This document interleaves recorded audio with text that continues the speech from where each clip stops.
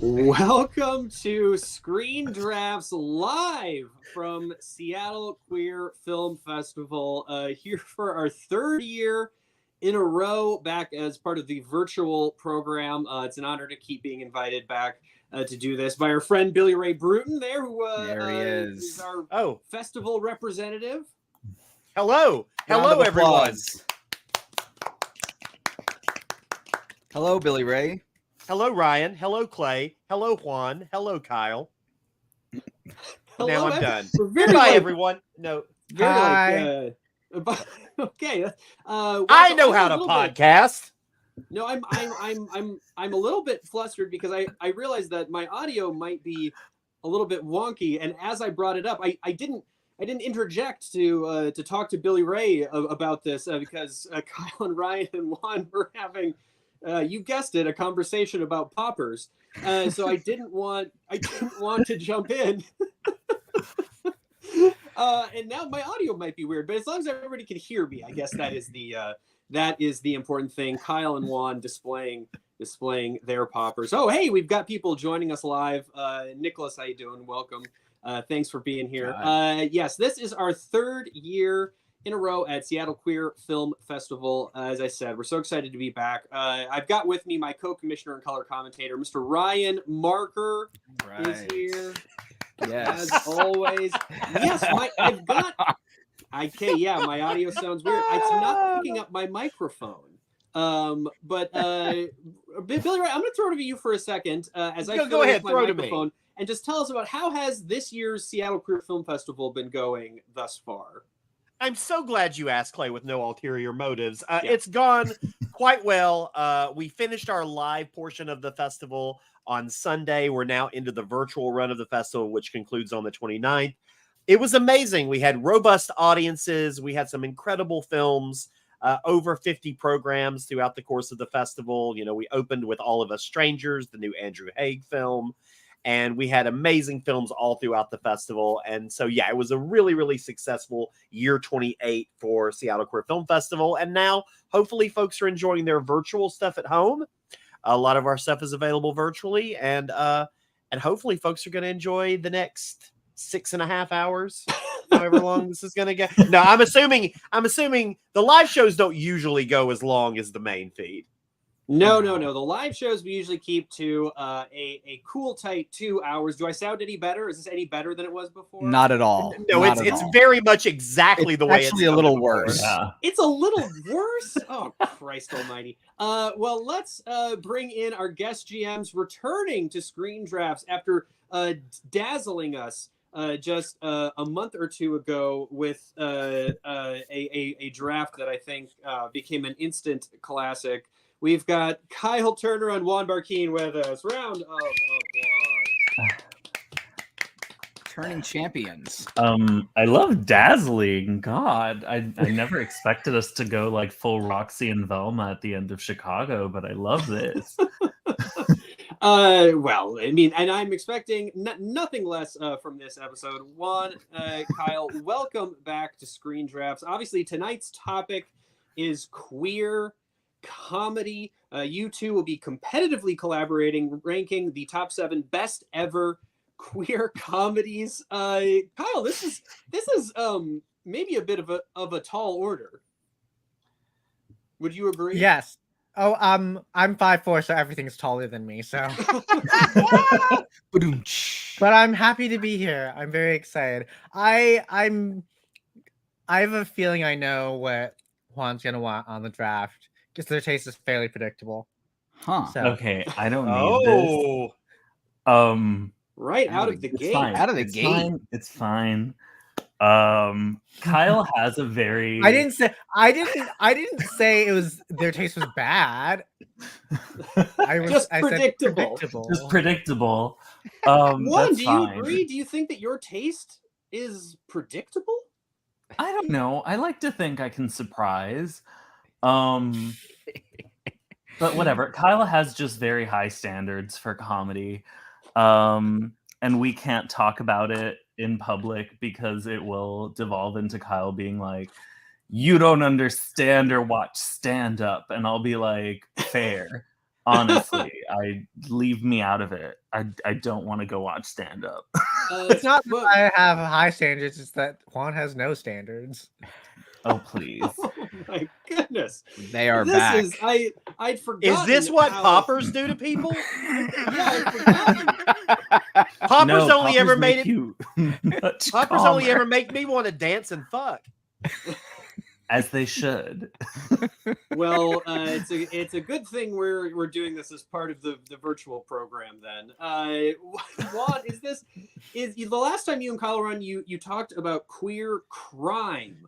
Of course, there was certainly some comedy involved there as well. But is this so? Is Kyle's assertion, at least as you put it, correct that comedy is not necessarily your go-to genre of film? I don't know if that's fair. I mean, I feel like comedy is sort of my go-to, at least in like television. I will pretty much sit down and rewatch 30 Rock at any given moment of the day. Same goes for Seinfeld. Like, I love comedy. I just don't always love queer comedy because a lot of the time it just feels like sort of bad tweets regurgitated into like jokes. Ooh. But you Is know, that-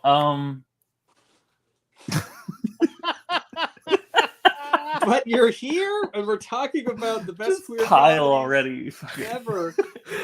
I do feel like Juan acting as if they have some sort of like authority or breadth of knowledge of queer comedy is like if you ask someone at McDonald's if they have a great understanding of French cuisine. Wow.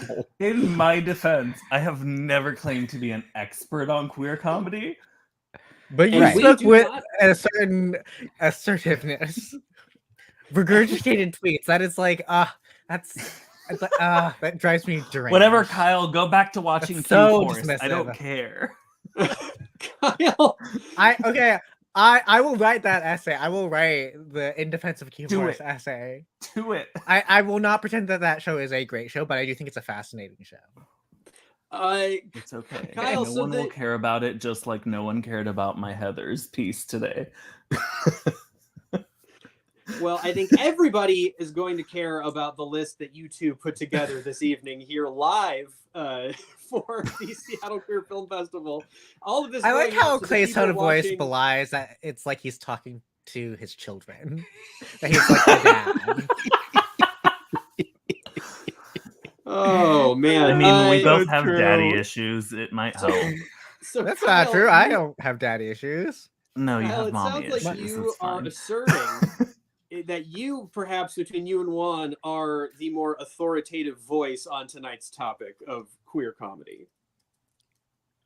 I would like to believe that if I don't have an authoritative voice, I at least have like an active interest in queer comedy and the ways in which it's manifesting, especially in the last 10 years.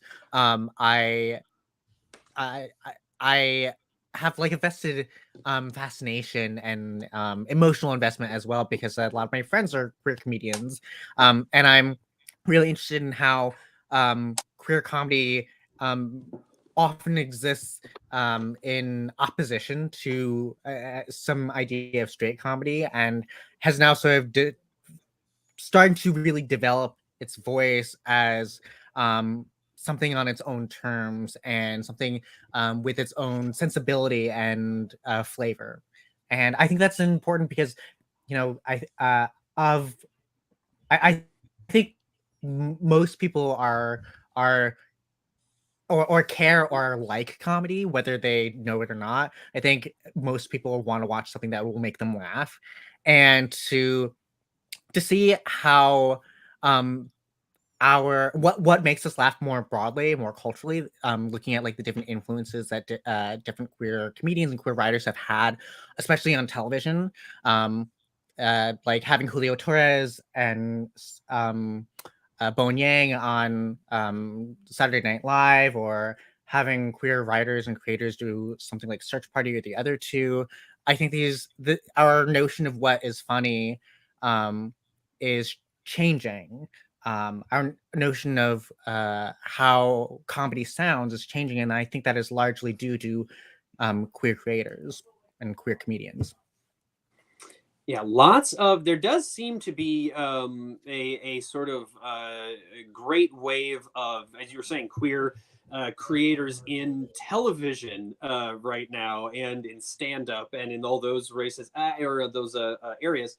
I am really curious to hear this conversation about film, because certainly in studio film there have been very few, and kind of a more of a trickle and less of a wave of queer comedy films coming through. But there have been a few, big ones in the last few years, and obviously a lot more in the independent space. But I'm can't wait to hear what you and Juan come up with. Juan, did you do a bunch of research or prep for this? Did you kind of come in with a group of queer feature film comedies that you do love, or how is your personal list looking going into this? I mean, personal list is at like over 20, and then I had to sort of do an annoying double breakdown of like, okay, well, what about queer filmmakers who made comedies that aren't necessarily like queer, but like sort of, but they still have queer sensibility. Like, it's like, like, do I go with like Smiley Face as like a Gregoraki choice? But like, that's not really like queer, blah, blah, blah. Right. So like, I've got, and then I also tried to, kind of like last time, go through more of a, I don't want to like stick everything in the 90s, even though the 90s were kind of like a big moment for queer comedy. I don't know. I have way too many choices. I have like 10 that I feel strong about, but let's see what the hell happens. And I'm kind of relying on Kyle to pick a couple of my choices, but also I have no idea what the fuck Kyle will pick. Kyle, what about you? Juan said they have 10, at least 10 that they feel really strongly about. Were putting your personal list together coming into this, were you struggling with the same things as Juan, with the kind of trying to whittle down particular films from different filmmakers, different decades, perhaps, or what's the breadth of your personal list without giving anything away? I did have the thought of like, to what degree should I include queer sensibility as a defining factor of queer comedy, but I thought that would be too easy, so I wanted to be a little bit more specific as far as the criteria that it has to either have like be queer in its politics, in its perspective about identity, or have an explicitly LGBTQ character. All right. And how many, do you have on your personal list right now? He's looking. Like 15 or so.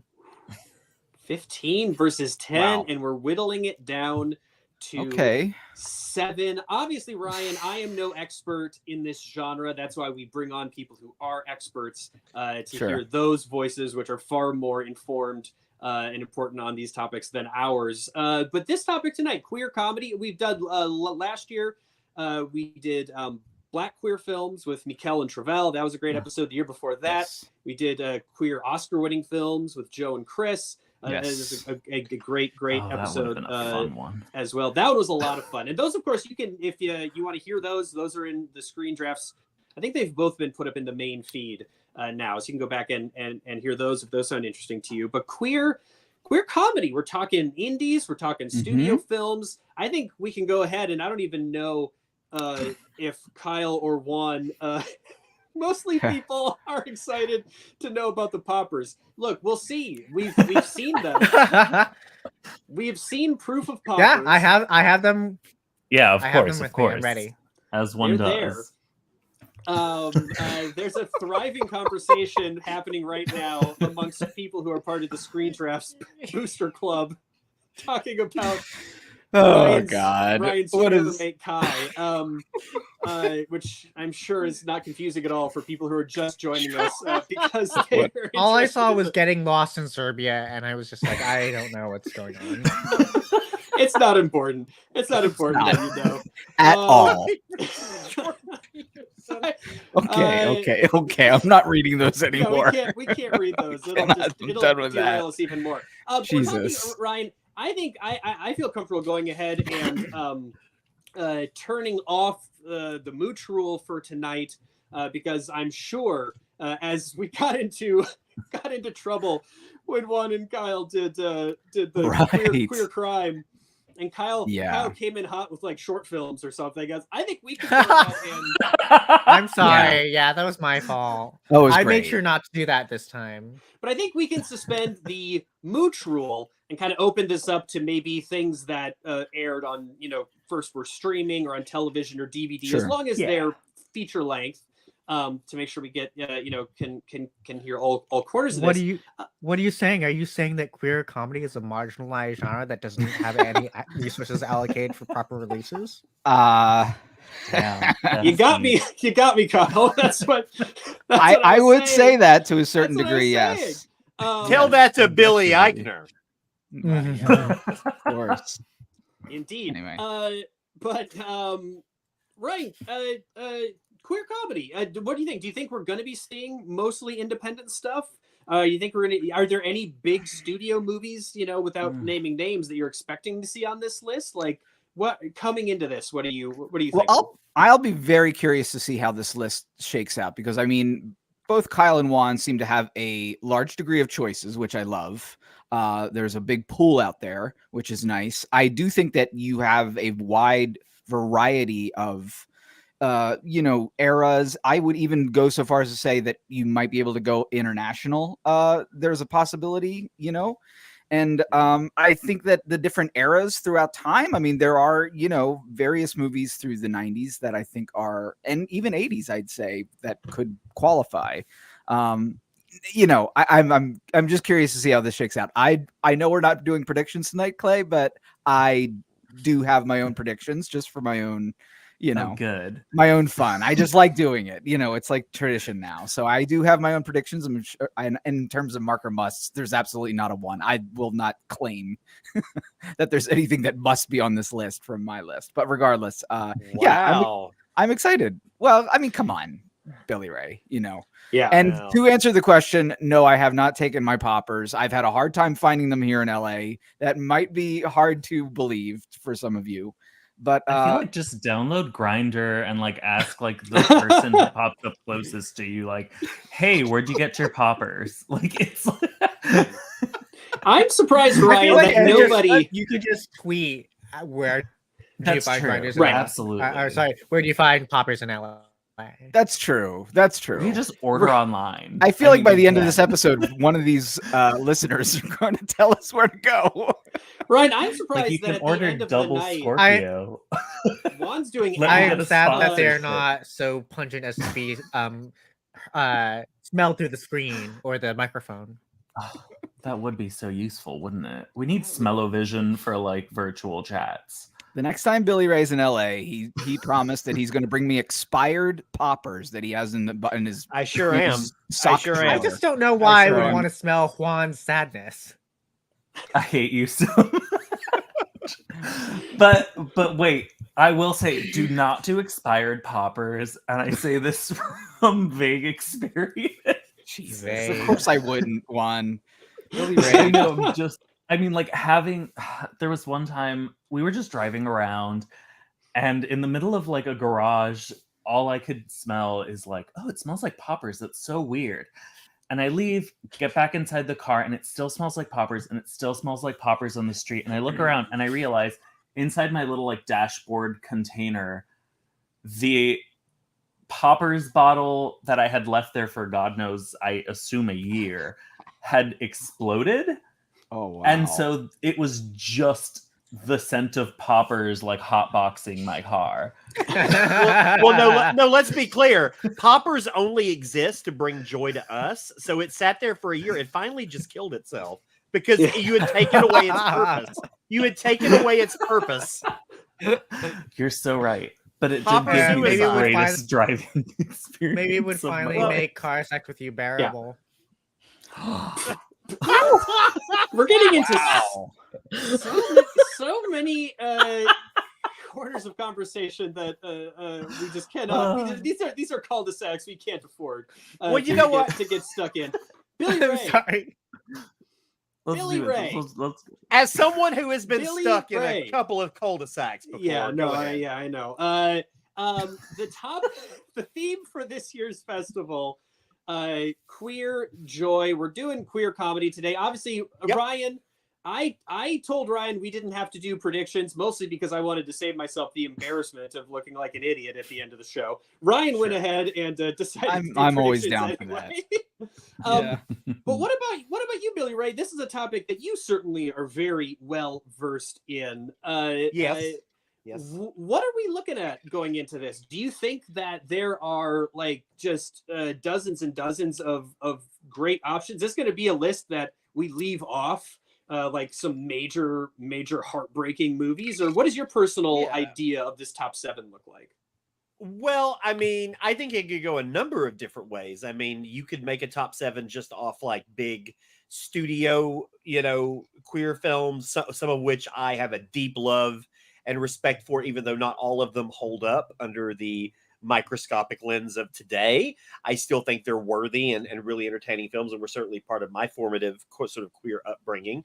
I don't want to like bias anybody on what to include. I mean, I would never shamelessly try to promote a film over another Absolutely film. not. I would never try to promote a film over another, but no, I think it can go a number of different ways. You could go the indie route, and you could do a whole list of indie queer comedies. You could do a whole list of queer international comedies. Like I have no idea where they're going to go. I mean, I can only assume certain aspects, but I don't know for sure. So If I were to pick a single Toni Collette comedy, it would be Muriel's Wedding. And I will make the argument for that's queerness, but not right now.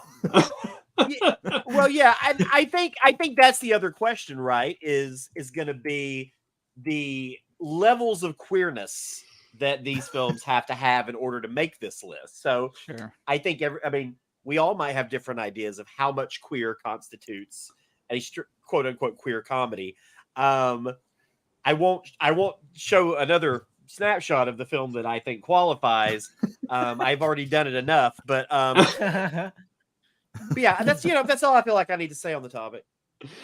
For those listening, Billy Ray, throughout the course of that, threw up an image from the film Connie and Carla several times.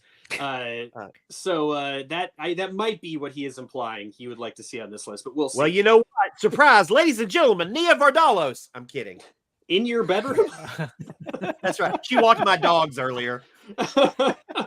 Well, My big as fat Billy Ray Greek house said- sitting. Yes. as Billy God. Ray said, we could do an entire indie list. We could do an entire international list. We could do an entire studio list. And we're going to try and mash all of those together into one top 7 list for this topic. We're doing queer comedy tonight. We've got Juan Barquin, we've got Kyle Turner, and we're live from Seattle Queer Film Festival. So let's get into the game. Screen Drafts is a serpentine style game. Our guest GMs, Juan and Kyle, are going to be taking turns placing picks on the single definitive list for the topic of queer comedy. The way the draft order works is that if you are drafter A, you're making picks 7, 6, 4, there you go, and 2. That is 4 picks overall. If you're drafter B, you're making picks 5, 3, and 1. So either you'll have more picks weighted back on the list or fewer picks weighted higher on the list, including being able to make that pick at number 1. And with a topic that is this many eligible titles and this many different directions you can go, that number 1 is not going to be a foregone conclusion. So I'm curious to see who ends up with that responsibility. The way the draft order is determined is that Ryan has prepared a trivia round. Whoever wins trivia gets to decide if they'd like to be drafter A or drafter B. There is a blessing in this game called the veto. How the veto works is that if the other person puts a title on the list that you disagree with, either its inclusion on the list at all, or perhaps just its inclusion at that particular spot, you can veto it. It knocks that title off of that spot, but not out of the game. It can be placed by anybody higher up the list. Everybody starts with one veto. Live shows are not in canon with the regular show in terms of rolling over vetoes. So Kyle and Juan are starting on even ground today. I actually don't remember if either of you have a rollover. I have one left. You have one on the main feed. The live shows are not canonical with blessings, unfortunately. So you both are just going to have the one veto. However, Billy Ray, What will they say on the wiki? What will they say? Who knows? God only knows. Billy Ray, can you throw the pick board up for me quickly? Yes, I surely can. Here you are. So Kyle and Juan are both going to start with one veto. However, if you can turn your attention to the bottom left-hand corner of the pick board, there's a little QR code that says scan to vote for bonus veto. At any point between now and the end of our intermission, which is going to happen in between picks 4 and 3, you can scan that QR code. It'll bring you to a Google form where you can vote for either Kyle or Juan to receive an extra veto for the top half of the list. You will see this QR code every so often when Billy Ray throws it up in between picks, and this screen will be up during the whole intermission. So be thinking about, as we go along, pick to pick, which GM, either Kyle or Juan, you want to vote to have a bonus veto for those top 3 picks.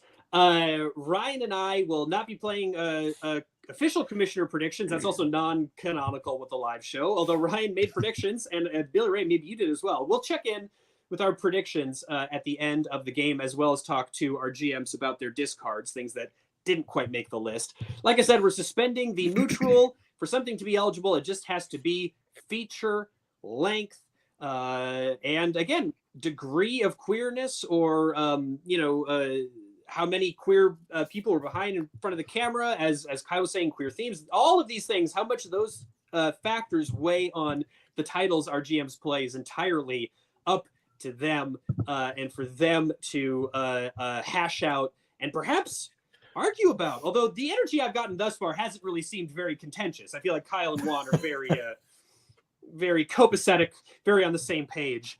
So we'll see. We'll see if there's any brouhaha or not. I'm not really anticipating any. Those are the rules. Let's just get straight into this game. Ryan.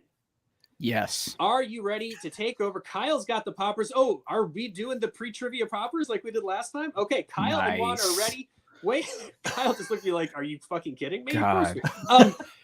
Do we have rules first? Ryan's going to do the rules to trivia. Yeah. And then we're going to figure out who is going to do. That's wise. Who's going to listen to the rules before you do your drugs. Okay. There are 3 rules to trivia. Number 1 is the Alex Trebek rule, which basically means that I have to say my entire question before you answer. Don't step on my question or you will be disqualified. Number 2 is the Lord Bullington rule, based on the great movie Barry Lyndon from 1975, directed by Stanley Kubrick, starring Ryan O'Neal, and the great late Leon Vitali, who played Lord Bullington himself. Essentially what that means is, Juan, if you answer and you answer incorrectly, you have to wait until Kyle answers incorrectly as well before it comes back to you, so on and so forth, like a duel of yore. And then finally is the Cassavetes rule, which, like Jenna Rollins, you just shout out your answer. You don't need to say your name or anything like that. You just shout it out as loud as she does. So I have 5 questions. I don't know how, I don't know. We'll see how this goes. All right. We're doing first to 3. First of 3. Okay, that's good. Okay, here we go. In what movie, number 1, in what movie does Ant-Man himself, Paul Rudd, portray a gay guy who is asked to raise a child with his female best friend? The Object of My Affection. The Object of My Affection is the answer, Kyle. Ooh. Excellent. All right. Wow. Kyle on the board. I know you do. Yeah, it's great. Oh, it's such a good movie. It's such a good movie. Really Okay. is. Here we go. Number 2. Great. This is a long one, so listen carefully. Jordana Brewster starred as Nia Toretto in The Fast and the Furious in 2001. Devin Aoki starred as Suki in Too Fast and Too Furious in 2003, right before both co-starring with each other in this action comedy directed by Angela Robinson in 2004. Debs. Kyle. I heard Kyle? Kyle just a Kyle's second poppers before. are working just a little bit better, I think. Kyle's poppers are more a little more effective. Okay, 2-0. Performance Ooh. poppers. Performance Performance poppers. I hate it. Okay, this one might be a little more difficult. So listen Right. again, listen carefully. In what movie, directed by and starring the great Steve Guttenberg, does Steve capture a would-be burglar in his apartment only to slowly fall in love with him as the night goes on? Billy Ray knows it. Wow. This isn't Tower of Terror, is it? It That's just a Steve Guttenberg movie. Juan and Kyle are both pondering. Wait, okay, repeat. Can you repeat the back half of that post Steve Guttenberg? Of course. I'll say the whole thing again. In what movie, Sure. directed by and starring the great Steve Guttenberg, does Steve capture a would-be burglar in his apartment only to slowly fall in love with him as the night goes on? I know that I do not know the answer because I do not know who Steve Guttenberg is. Oh my goodness. Wow. Wow. That okay. Incredible. There's a whole new chapter of your life ahead wait. that you're going to really Wait, Juan, do enjoy. you know who Steve Guttenberg is? Yes, Okay, I all do. I just Okay. don't think I know what movie it is. This movie has an insane title. I just looked And this it's up. and it's actually a really good movie too. It's a And great kind of a movie. wild poster as well. This Is ties it the one into with the Dennis Leary?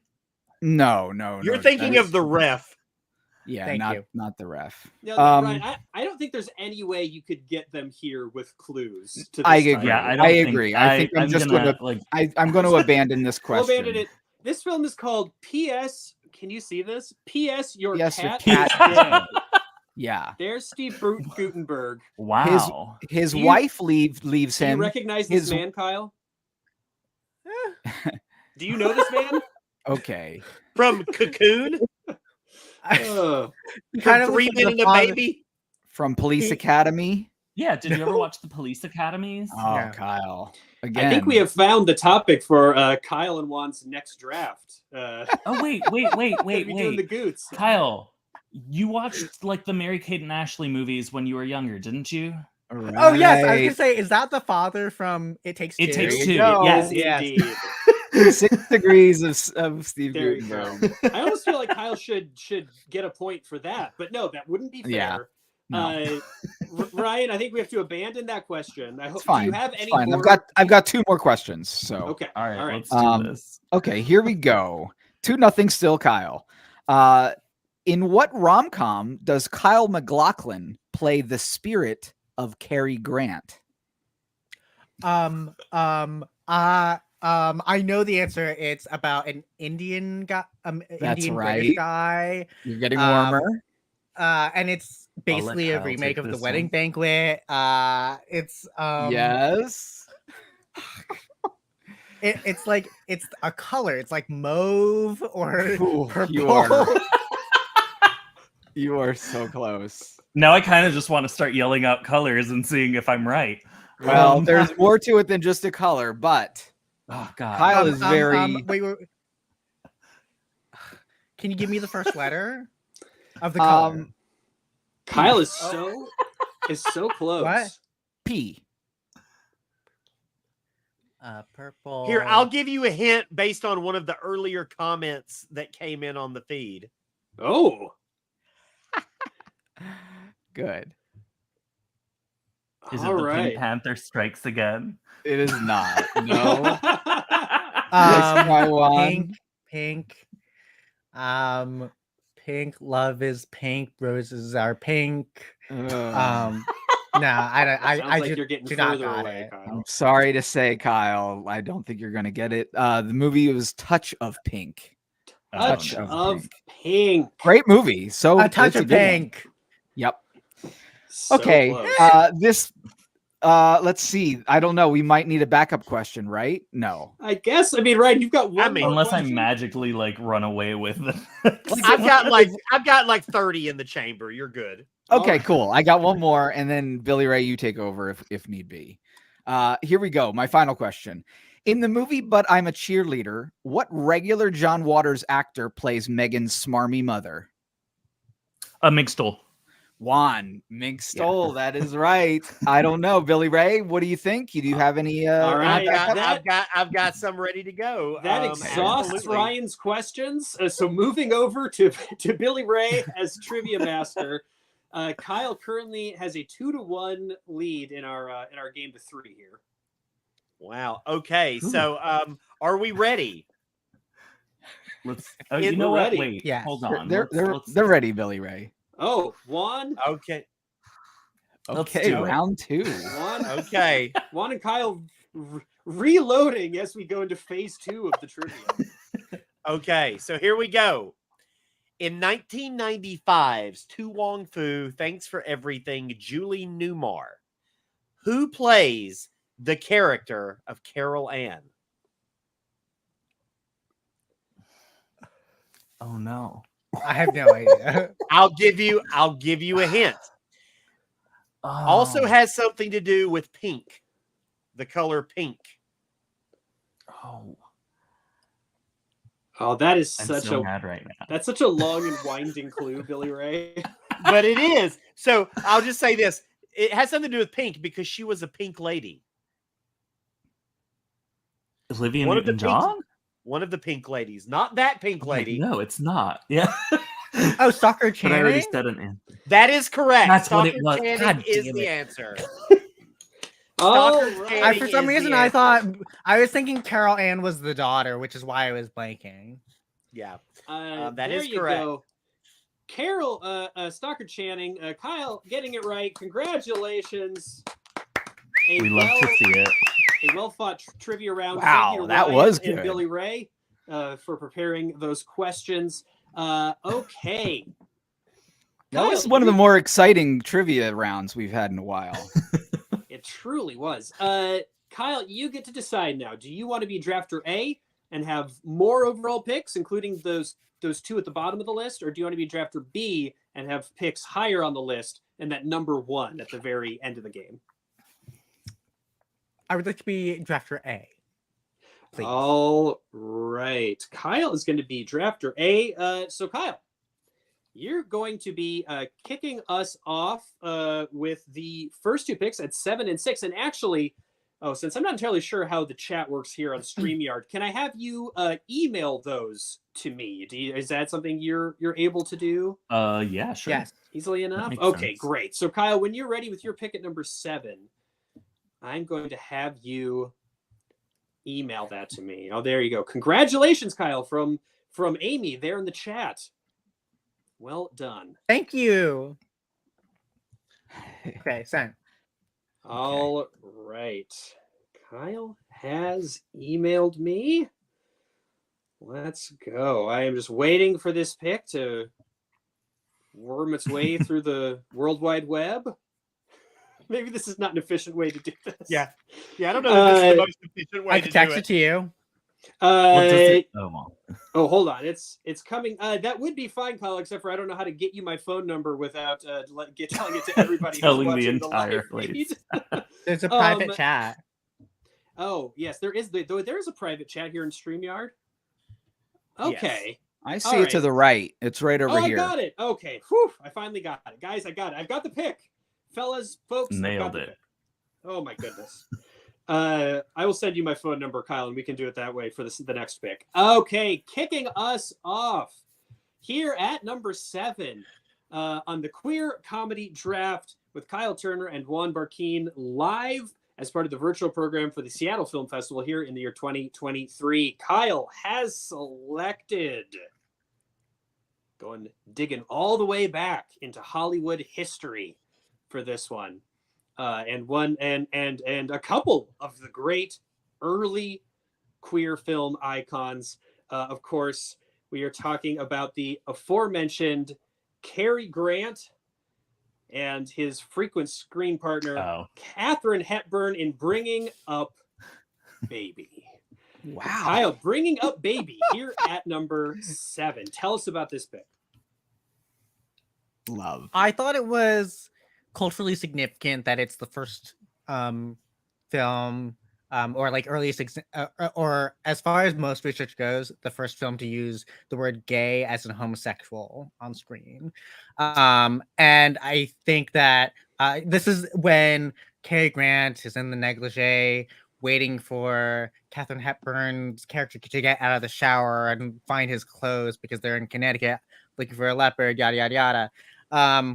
And he just like he bumps into Katharine Hepburn's aunt, who is a potential donor, and she's like, "What are you doing in those clothes?" And he's very exasperated, and he jumps up and says, "I just went gay all of a sudden." And what I like about that is the whole film is also about these gender dynamics being subverted. It's Katharine Hepburn who primarily has the power in the film and is dictating Cary Grant's sense of masculinity because they're looking for his quote unquote bone.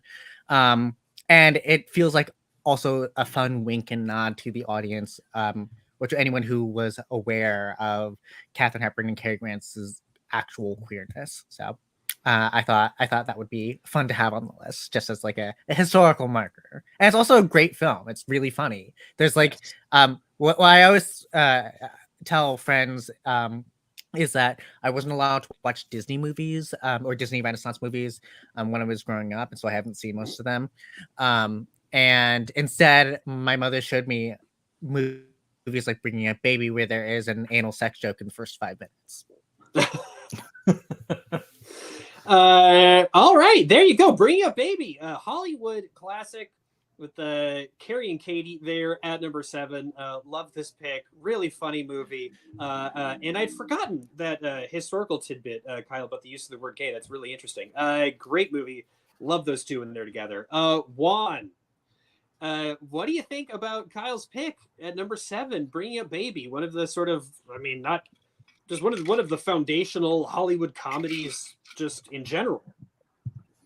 I mean, I think it's a great pick, especially at number 7, because it's not like the thing you would pick as like a traditional like queer comedy, but it makes perfect sense because one, I know it's Kyle's favorite movie, or at least one of Kyle's favorite movies of all time. And yeah, I don't know, it's such a charming film. I would never be opposed to having this one featured. All right, no veto from Juan, on board with the pick of Bringing Up Baby, kicking us off here at number 7. Ryan. Yeah. Bringing Up Baby. Obviously, I mean, I don't really know how much audiences knew about the subtext at the time. Of course, now knowing more about Cary Grant and Katharine Hepburn's personal lives, obviously it takes on new layers and new meanings. But what do you think about this classic pick here at number 7?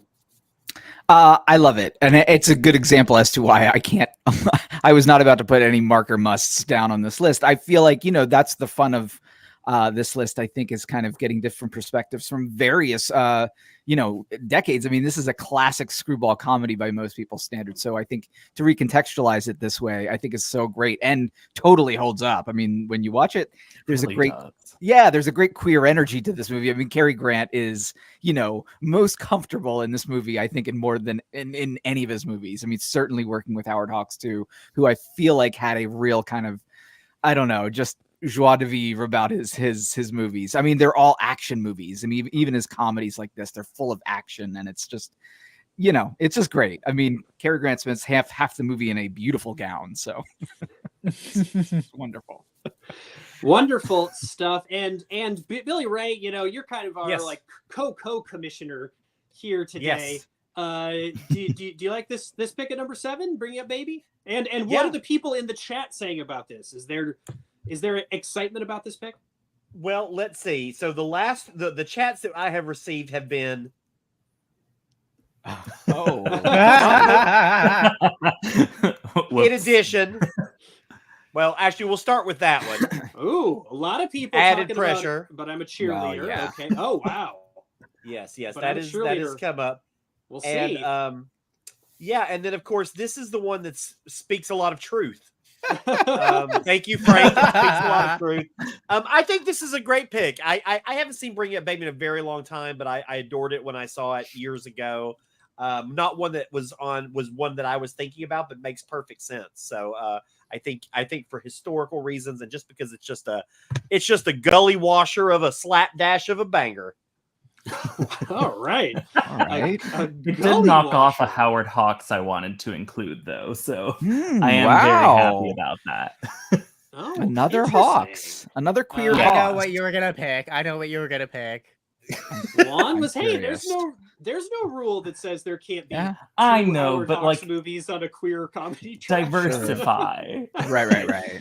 All right, Kyle, you got the pick on it, number 7. No veto. There, look at it there on the board. Looks see great. it. Bring it up, baby. Looks good. All right, you've got the pick at number 6 as well, and I think we've set up the iMessage capabilities here. So when you're ready with that pick, send it on over.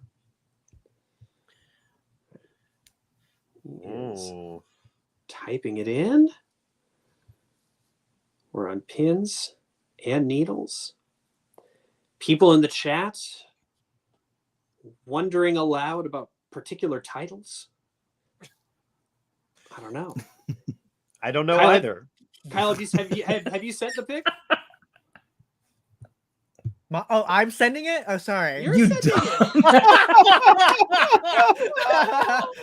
Guys, next Wow. time, lay off the poppers. And that's what they Kyle- call queer comedy, kids. Kyle looks so Sorry. intense. I thought that he was just very slowly typing it in, just like I'm letter very by letter. sorry. No, yeah, you get back-to-back picks at 7 and 6. Yeah. Yep. Okay, there we go. Got the 3 dots going. Now we're cooking. Kyle sending me a title. One, I just noticed, I think since the last time you were on the show, you probably can't see it as well. I have added to my own wall a personal shopper Ooh. poster. This is like an Hey. Italian. I was sort like, of it looks so much different, but I'm into it. It is. The Wait, is image that of her really in the strange. It bedroom? is- It's the image of her in the dress doing the shoe, but they've put it in the Yeah. creepy house. Oh, They've like that's combined so them. strange, but I'm into It's it. very weird. It's an Italian poster. Yeah. Okay. I have received Kyle's pick.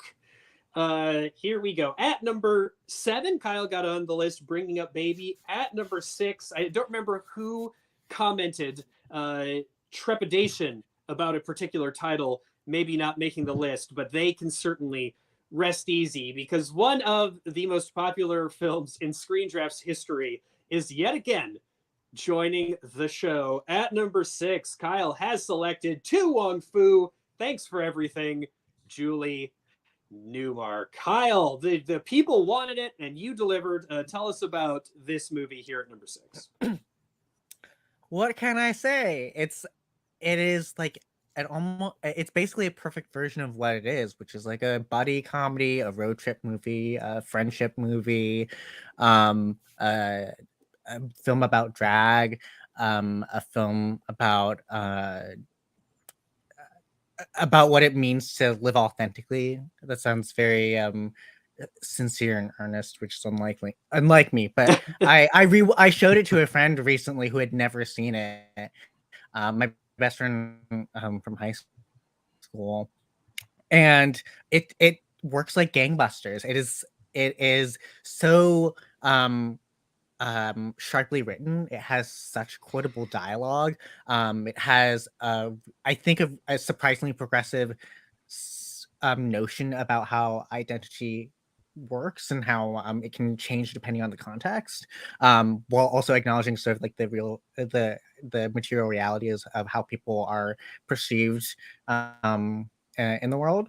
It's and the acting is terrific, and there are references to like old movies within it. It's just like a really, really fantastic version of what it is. All right, the pick at number 6, To Wong Fu. Thanks for everything, Julie Newmar. Yeah, we've talked about this movie a lot over the years on this show, and the thing that really I always come back to beyond what Kyle said, maybe and building on one of the things Kyle said, is the performances are just across the board. They're so dialed in this movie. Not only, I mean, obviously, Leguizamo and Snipes and Swayze just absolutely jumping into these roles with both feet and playing these really authentic characters. But I think, you know, these are three people who are also incredibly skilled comedians. They are fantastically funny, and I think Swayze didn't get nearly enough opportunities to showcase that talent during his life. And Snipes, of late, has not. But early in his career, he was a comedy actor as much as he was anything else. And Leguizamo, of course, can do anything. But yeah, just three really incredible comedic performances at the core of this movie. Juan, To Wong Fu, thanks for everything. Julie Newmar, were you expecting to see this pop up on this list? I mean, I would kind of be shocked if it wasn't at some point between the two of us. I mean, it's almost like you would. I feel like people would almost expect the two of us to avoid it, despite it being maybe because of the fact that it is such a popular, like, feel-good comedy. But I truly do think it's like just a sincerely, like, lovely movie, and also just very goddamn funny. Like, it's like, I can find no fault in choosing it because, like, it truly is a great film. And, like, oh fuck, again, it's like there's so many great queer fun films in the 90s, and it's like I almost feel guilty picking this over, like, other things. But then again, who knows? Maybe we'll pick other things too. It's a fantastic film. I'm happy. I mean, like, Little Latin Boy in drag, Why Are You Crying is, like, fully something I say to, like, anyone on the street, which is probably terrible. And that's Miami. And whenever someone asks me to do something, I always tell them, not on your young queer life. All right, and people chiming in the comments, happy about this pick here at number 6. Ryan, To Wong Fu, I think on the regular show on the main feed, it's now a Hall of Fame or a Marquee of Fame title 3-4 times over, and certainly deserving of that honor. As Juan said, great movie, just a great 90s movie too, and such a rare, you know, studio. There was something in the water in the 90s in terms of studio movies where they were getting high level talent to make these you know, movies that were put into multiplexes meant for the you know, the worldwide audience, and have these empathetic characters, and it's I don't know, it seemed like there was just something that was lost going into the aughts in terms of, like, big studio queer comedy. I'm wondering why the 90s were kind of such a fertile ground for that. Well, I do have to say that, you know, the 90s for me feels, I mean, I grew up in the 90s. So for me, it feels like an artistically free time where we were kind of a little free to experiment. I do feel like, politically speaking, it was the first time we had a Democrat in the office in a long time. And I think that kind of played a part. There's just a lot of great conversations that were coming to the fore. And I think in film, you know, there was this great subversive element to the idea of Patrick Swayze and Wesley Snipes, you know, who were, as you said, Clay, kind of like, you know, kind of action stars at that time. Yeah. And they were doing this, and that it wasn't like Tootsie, where it was like they were dressing up to do something else, you know, to get something done by other means. They were themselves in this movie, and I think that was brand new, and I think that played into the success of the movie, and plays into the comedy, frankly, too. I mean, again, like, that is part of the fun of this movie, is watching these three great actors who kind of, you know, the rest of their career was Roadhouse and fucking Blade and shit like that, and they're so good in this movie, and so genuine and so true in a way. But yeah, I love this movie so much. This is a Marker must, I will say. I think there's also something to do with, like, the early 90s indie boom and the larger studios wanting to keep up with them, because you have the new queer cinema emerging out of the late 80s and early 90s in response to the Reagan administration, and those films are all premiering at Sundance, and Sundance is sort of beginning to be like a huge hotbed of young new talent, and if they're not taking from the filmmakers, then they are taking from, like, similar ideas or similar themes that they're exploring and testing the waters as to how they will do for a larger mainstream audience. Yeah, it's a shame that it's a shame that momentum stopped. We did get a few great ones there in the 90s. So curious to see, as Juan was alluding to, how much of this list, is derived from that era. Juan, you're up next with the pick at number 5. Oh my God, I'm it's now. miserable. I know it's decision time. You've got you should have my phone number in the email Yep. thread there. So if you can text me your pick. Okay, let me text. Billy Ray, let me Tu text. Wong Fu. Yes, Clay. On the main show, it made the Snipes draft. It made the I think it made the Road movies draft. It made at least one or two others. I feel And like it we're will talking- inev- yeah, and and it it'll will make many inevitably more, I'm make sure, yeah. it'll make my inevitable Patrick Swayze draft as well. No, it's a great film. I saw it in theaters when it first came out and had a blast with it and loved it. I've loved it ever since. I mean, there are people out there who give it some shade for some of the problematic stuff. I don't do that. I think they come at it with such earnestness and with such like affection. There's not a malicious bone in this film's body. Not really. It's like it's just kind of a remarkable movie, and I think we're going to appreciate it more and more as the years go by. All right, that's the pick at number 6. Tu Wong Fu. Thanks for everything, Julie Newmar. I've got Juan's pick at number 5.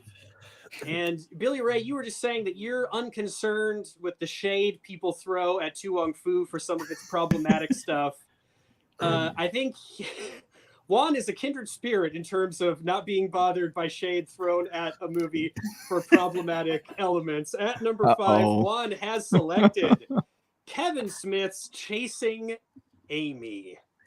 Juan, Chasing Amy here at number 5. Yes. Okay. Okay. God. So Go make a documentary me- about your journey with Chasing Amy. We screened that documentary at our festival. It's called Chasing Amy. Chasing Amy. I did a lovely interview with the director and producer. Oh, with Sav. Yeah. Okay, so I fucking love Chasing Amy. I just rewatched it recently because of Chasing Amy, and every single time I watch it, I am so weirdly impressed. And I understand that like so much of it is just like behind the scenes and like other people's stories kind of being built into this. Like you have like Rose Trochet. It's Trochet, right? Yeah. Rose Troche. Yeah, Rose Troche. I'm like, I can never guess with like E's at the end of names. It's like the weirdest thing. Anyway, like Rose Trochet's Go Fish, you know, a lot of like Joey Lauren Adams's personal experiences go into it as well. But like I weirdly believe it is like one of the most down to earth movies about just sort of existing as queer and how much it sucks to have like everyone constantly putting all of their assumptions onto you about what they want and what they expect from you. And I think Joy Lauren Adams' performance is like by far one of the coolest but also most real queer people I've ever like had the pleasure of seeing on film, even though it is ultimately like created by Kevin Smith. And yes, the movie has like a lot of problematic elements. I mean, you have like Jason Lee literally like calling everyone a faggot like every 5 seconds. But at the same time, like I've been friends with a lot of straight people who are exactly like that in that time period. And like, I was pretty much like that in high school too. And yes, it's like something of a time capsule of an era when that stuff existed and this like very non-PC general behavior. But I also just think it is kind of timeless in some of the conversations that it has about the assumptions put onto queer or bisexual women and this idea that like they need to get fucked to like become straight, or like that they have to have one preference over another. And it also really interestingly plays into with he changed his name, Mustafa Obafemi's character who's like the Black queer like Right, right. revolutionary writer, who is like just performing like masculinity to make book sales. And I think there's something really interesting about sort of like what it has to show about playing into assimilation and how assimilating makes things easier for different people. And I don't know, it's also just a really funny movie. And I have a horrible crush on Ben Affleck, and that absolutely plays into things. And I would rather not talk about that right now. So this is my choice. Thank you. Wow. All right, the pick at number 5, Chasing Amy, Juan's first pick on the list. Kyle, are you similarly afflicted by this crush on Ben Affleck? No, I do not have that illness. What do you think about this pick at number 5? I just like don't buy it as a comedy. Like I think it's more of a drama, and so I don't think it's. I say what you will about the film's politics. I haven't seen it recently enough to say one way or the other, but I think it poses itself more as romantic drama, and therefore I don't think it's appropriate on this list when other things can be on it. So I'm going to veto. Okay. I was so convinced this was going to get a veto. Okay, here's my next one. You were convinced it was going to get a veto, but did you think it was going to be on grounds of not being funny enough? That I didn't expect. Because like, I mean, it's like so hard to really like break down like what we consider a comedy or like a dramedy or like a romantic, like how much does a romantic comedy fit into just like straight comedy versus all sorts of fun mini qualifications. I need to rewind, and Kyle, because I didn't have the graphic ready. So Kyle, I need you to say veto again. Veto. Oh no! Oh no! That's our veto. I do want to say before you move on, though. So, our festival this year, we gave our Queer Luminary Award to Guinevere Turner. Guinevere came, and I've worked with Guinevere for years. She's incredible, and we screened Chasing Amy. Obviously, we did a retrospective screening of Go Fish, which did really, really well. She did an incredible Q&A talk back after that film. And then we screened another film that she was in. But so, yeah, this was a very, very apropos choice given some of our programming decisions this year. We did not play Chasing Amy because we're not crazy, but, but we did play the documentary. And I'm sad, but also understand why it was. Oh, good Lord. I need to know the decision behind that image that you've now thrown up twice. I was like, who is hard. the human being who embodies veto to me? And it's Kevin Spacey. Oh, Lord. Okay. That graphic does not represent the feelings and opinions of Screen Drafts LLC. That's No. Billy Ray's gone. I have a gone horrible rogue with joke that that I one. can say, but I will not say it. I mean- Okay, Juan, you've been vetoed. Chasing Amy stricken from the list at number 5. At least, of course, it can return higher up the list. And now Kyle's used his veto, but who knows? Somebody's going to be getting an extra veto coming out of the intermission. Will it be Kyle that's right. or will it be Juan? Okay. I have received Juan's replacement pick at number 5. So Chasing Amy got vetoed. Replacing it, Juan playing a film, another beloved 90s entry, and probably a film that maybe is even closer to Juan's heart because it takes place in his Juan. Is this your hometown or just where you live now? Hometown. Hometown, born and bred in Miami. We're of course talking about The Birdcage. Juan, The Birdcage here at number 5. Okay, this one cannot be argued as not enough of a comedy. So this is why I just went full force ahead. I think The Birdcage is literally a perfect work of art. I think it's one of the funniest films to ever be created. I think Mike Nichols and Elaine May as like a duo are, I mean, it's like, Yeah. I don't want to call them unparalleled, but they truly are such a stunning pairing. And I think like it all comes to fruition here.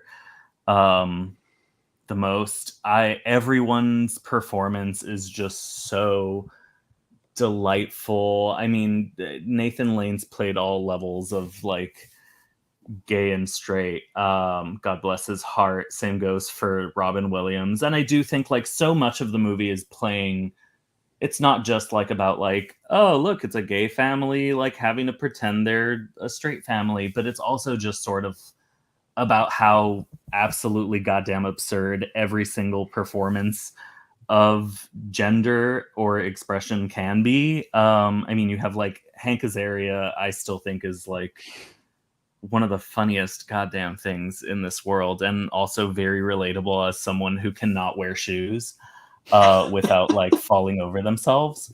But I just think like even like looking at him like trying to perform as like a proper human being turns into a complete fucking disaster. Trying to perform as masculine when you aren't is absolutely awful. And it's very much, it's like weird and sad to think that like you probably actually wouldn't get to make something like this because of like the fact that conservatives are kind of just so far gone, even past the idea that like, oh, if they like hang out with the gays, like that's like, haha, how funny.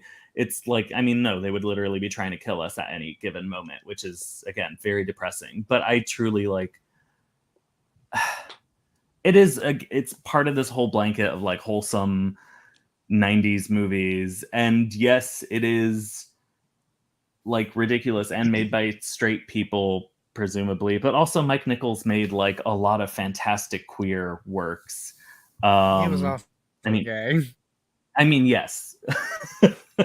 I mean, Angels in America is by far one of like the best. It wouldn't surprise me if Kyle threw Who's Afraid of Virginia Woolf on here as queer comedy.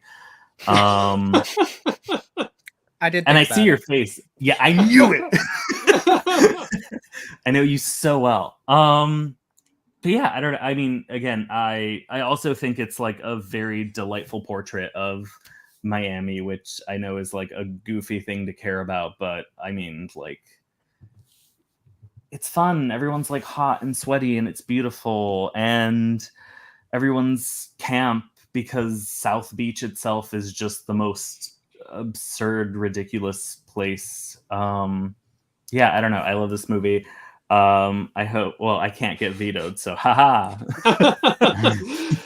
All right. The audience there in the chat seemed delighted by this pick. Friend of the show and upcoming GM Dane McDonald just chimed in with an emphatic "I pierced the toast." Yeah, there it is. Dane is going to be joining us in a couple of weeks for the Disney Animation Studios Mega Draft.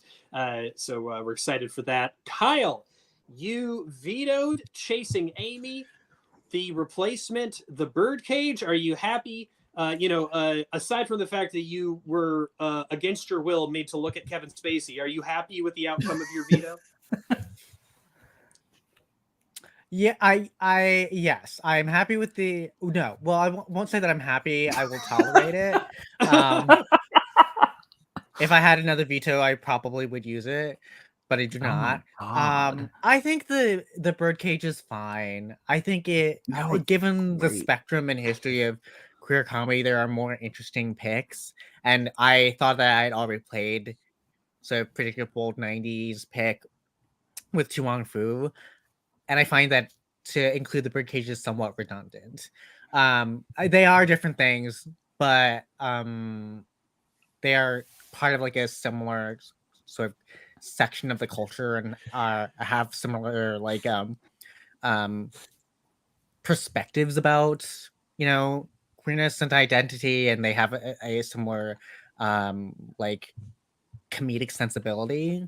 Although I think To Wong Foo's is more refined. And also, like, when I watched The Birdcage most recently in theaters at Alamo Drafthouse, I didn't like it that much.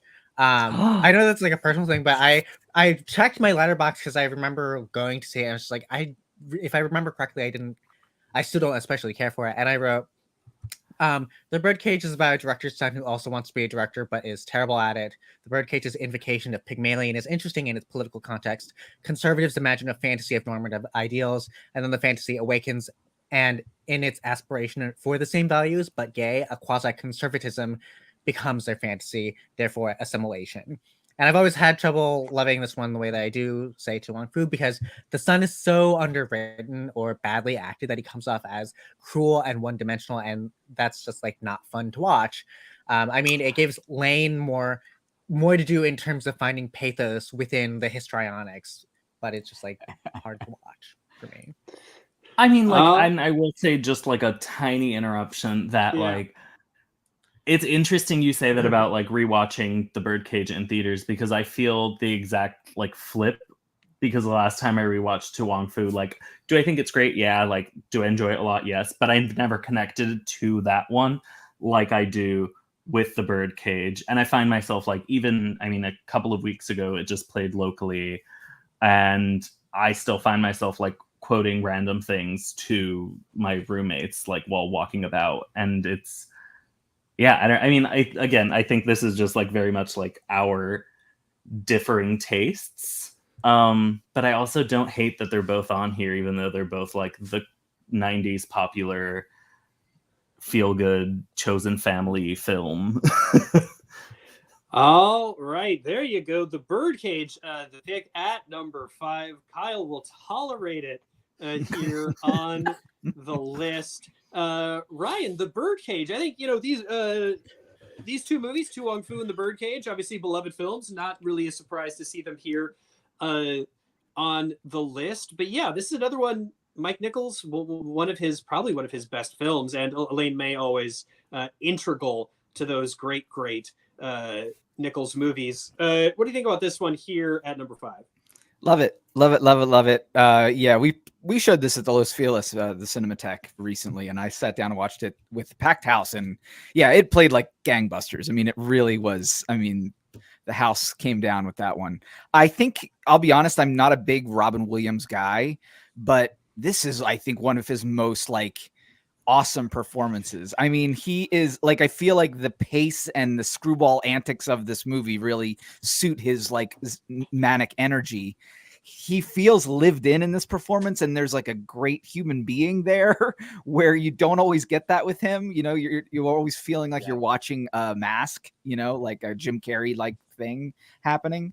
And I totally understand what you're saying, Kyle. And I think that the ending of this is actually bizarrely abrupt. I mean, I will admit that. Like, yeah, it's way too quick to feel like a subversive happy ending, quote unquote. That said, like, the movie itself just moves with such great, like, you know, Nichols and May energy. I mean, that's the thing. That's like Lennon and McCartney doing their thing. And the script is so wonderful and so refined. And it really just moves along from one scene to the other. For me, at least, with a crowd, it really felt. I don't like these comments. I will say I do actually kind of understand you, because I can find him occasionally grating. Yeah, I mean, yeah, exactly. Gosh, comments just freaking Ryan out in real time. The hole you've dug is deep, my friend. Thank God we don't have those in normal episodes. I like my brain is kind of spinning at the comments of the last like 5 minutes. It's just spinning. Like, all right. This movie, yeah. I mean, this movie is as close you get to a perfect comedy as you get, I think. And like, it is absolutely brilliant from top to bottom. The source material is so staggeringly strong. La Cage aux Folles is just an amazing piece in general.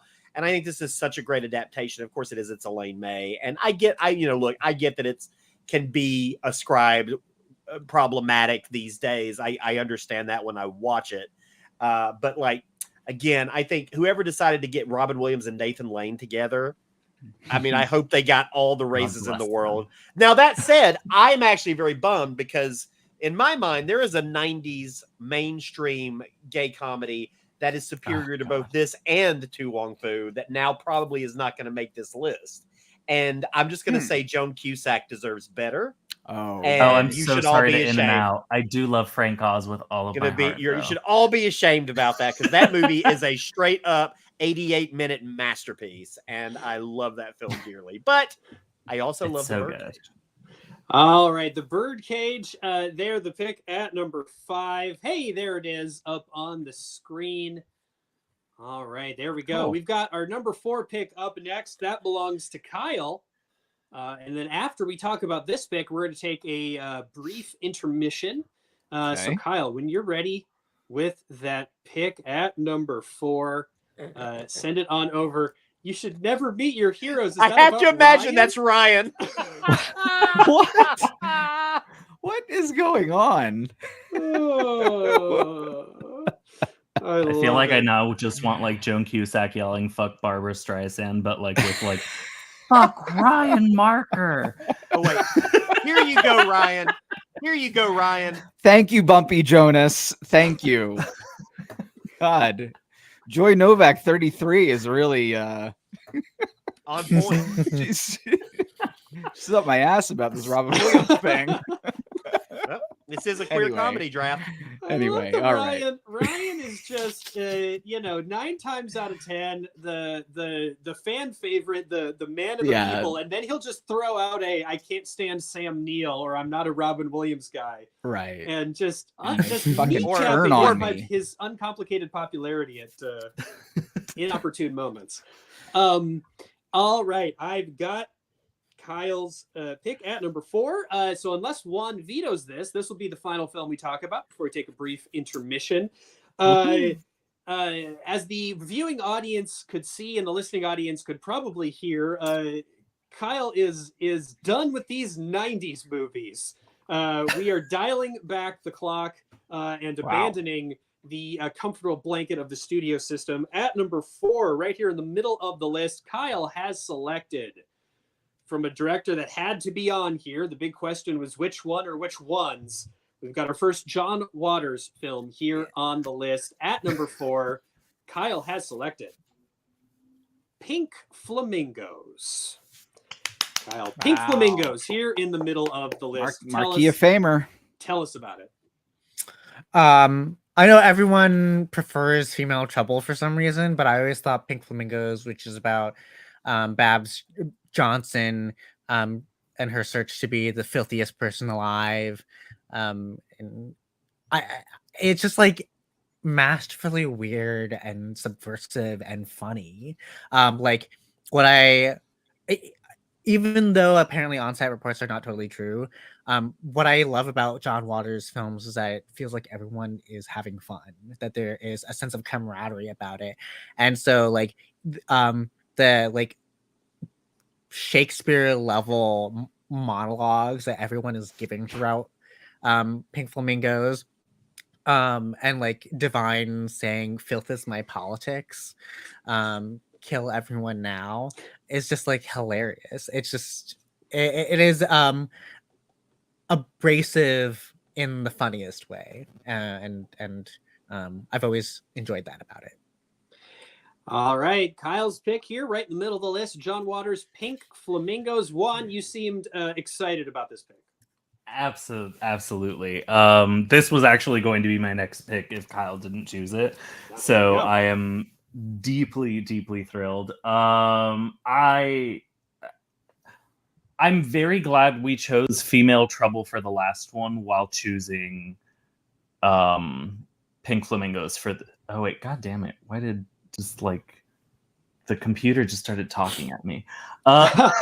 There was some kind of a mic blip. Yeah. Although I'm one to talk about mic issues, but yeah, you're yeah, like you sound started fine just now. like You sound good. I don't know. Okay. Don't Yeah, I encourage mean, I'm them. very glad that we chose. Shut up! I hate you. I'm very glad we chose Female Trouble for queer crime versus Pink Flamingos for queer comedy, because I actually do think it is the stronger of like in terms of just a comedy, because I do believe like everything about Pink Flamingos is absurd to like. I mean, just an unbelievable degree. I mean, you have everything from like the anus dancing, like you have like the chicken murder, like while like fucking it. You have like just God, like every what I find so interesting about John Waters when he's working at his best is that every scene tries to find a way to not just shock the audience, but delight them at the same time.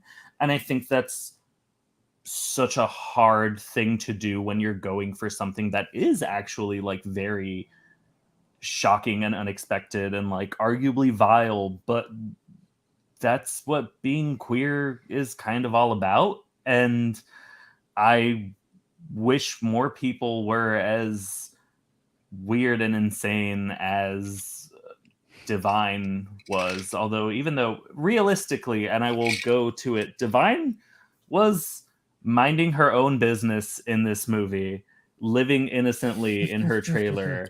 And then she was challenged by the others who were second-rate losers. And like, that's why everything goes to shit.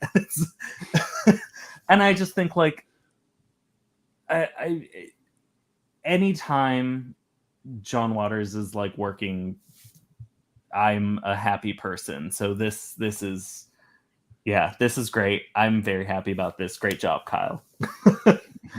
All right. One pleased as punch with Pink Flamingos here at number 4. Fantastic pick. Waters had to be here at least once. And yeah, this is the one of the most outrageous and entertaining of his. Ryan, Yes. surely you were anticipating some John Waters on this list.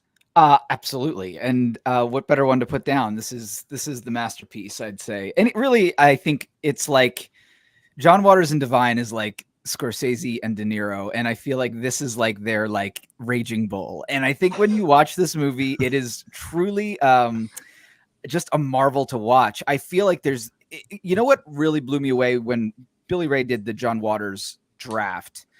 I revisited this and I was blown away that this is 1972. And I think that that's something that's a little missed because there's something about this movie that feels way ahead of its time. When you even go ahead to like, you know, just the transgressive punk movement of the late 70s, this is way ahead of time. And like, there's this great, I mean, I feel like there's another aspect of this that's a bit like Andy Warholian, and yet at the same time, it's its own fucking thing. And Pink Flamingos, I just think I mean, this could be a number 1 in another, because I just think that the banner that this movie is flying is just so great in terms of what it's actually saying to the world, which is wild to say, but I mean, it sounds more important than it actually is. But I actually do think that this is a very, very important movie. When I watched it last, I was like, wow, this movie is just, I don't know. It speaks to you in a weird way. And then you get to the end and you're like, holy shit. It's still shocking. Yeah, it's absolutely about challenging the norms of good taste, of what's respectable, and the sort of like implications with regards to power in society that has. And it's not like annoying about it. It's not didactic about it. It is simply like allows its sensibility and its sense of humor, and the things that it wants to poke at to be like almost free form in a way. Mm-hmm. Yeah, like Juan said, everybody's lovable in this movie. All you know what I mean. Even the quote unquote. I will say, I want a relationship as beautiful as Edie and the Eggman. Yes, and that's all that matters to me in my life. That is perfect love. Perfect love. All right, perfect, and a perfect pick here at number 4, smack dab in the middle of the list. Billy Ray, your face was telling me that you thought this maybe could have been, as Ryan said, possibly a number 1 contender as well look, for this list. Let's be clear. You're talking to the one of 2 people who didn't even put this on the John Waters draft. That's right. So let's be clear. This didn't even. But that said, that was. I don't know how that happened. But no, I mean, it absolutely could. I mean, there are a lot of places where this could easily be the number 1 choice. I mean, I expected a John Waters film to be on the list. I expected one to be high on the list. You know, as the people know from that draft, my heart is with Polyester and always will be as sort of the ultimate John Waters. But I love this film. This film is, I mean, if Divine wasn't on this list, we were failing the Screen Drafts audience. And Divine. Divine deserved a place on this list. Would polyester work And though we're as failing a queer queer children. comedy? Yes. And You think so? Yes, I absolutely think so. Yeah. I mean, in its own like Very much mode. so. Okay. Yeah. Yeah, Um, I mean, I if absolutely Juan had it on my hadn't short list. screwed it up with the birdcage, maybe Pink Flamingos was going to be Aw. higher. But I wanted to make sure strategically that we would get some John Waters, and I know that I couldn't trust them with the next. I mean, you pick. could have gone for number 2, but it's fine. No, I know what Oh. I want as my number 2. I know what I want as my number 2 because I have taste. Okay, ma'am. Oh, all right, there we go. Getting a little spicy. Time to take an intermission and cool things down here for a minute. This is we're gonna be back in Billy. How long? Let's take 5. We'll be back in 5 minutes here when we go to intermission, and you will have an opportunity to scan that QR code and vote for who you would like. Yes, Billy, right? Oh. Connie What an- and Carla. What Connie an exciting and draft Carla. it has been. There we go. Okay, bringing up baby. So we're going to leave this up on the screen for the intermission. Do not forget to scan that QR code and vote for who you think should be awarded an extra veto for the top half of the show. Kyle, of course, is out of vetoes, but maybe you want to Does he know? equalize the vetoes again, or maybe you want Juan to have 2. I don't know. It's up to you, the voting audience here. So you'll have your opportunity to do that for the next 5 minutes. But right now, this is the state of the list live from Seattle Queer Film Festival 2023 with Kyle Turner and Juan Barquin. Number 7, Bringing Up Baby. Number 6, Tu Wong Fu, Thanks for Everything, Julie Newmar. Number 5, The Birdcage. And number 4, Pink Flamingos. We will be back with the top 3 picks in 5 minutes. Okay.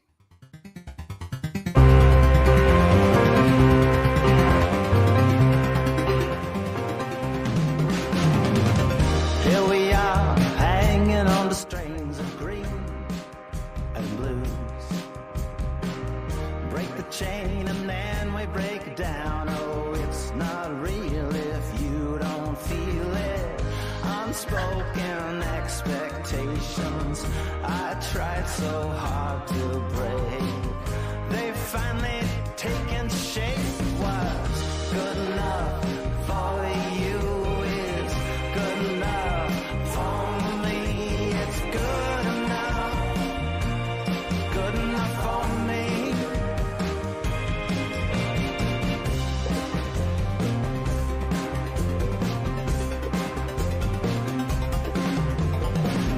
Now you say you're starting to feel the push and pull.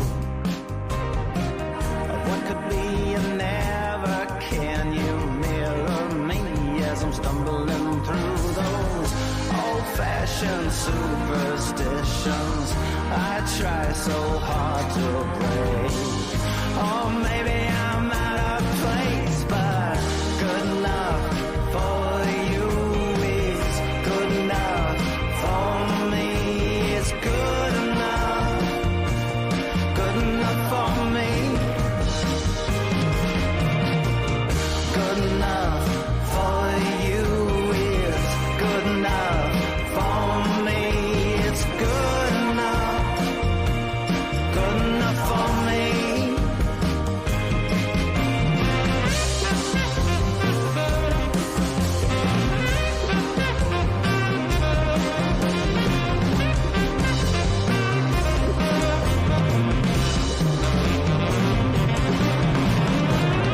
Old-fashioned superstitions I try so hard to break. Oh, maybe I'm out of place, but good enough for you is good enough for me. It's good enough for me. Good enough for you is good enough for me. It's good enough for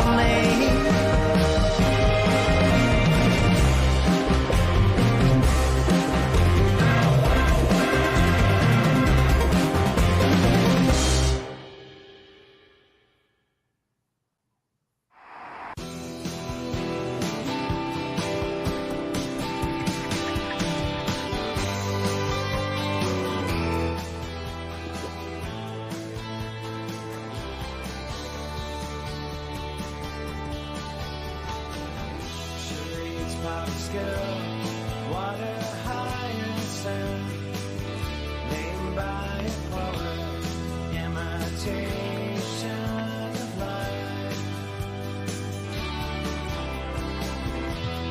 Like a koi in a frozen pond, like a goldfish in a bowl.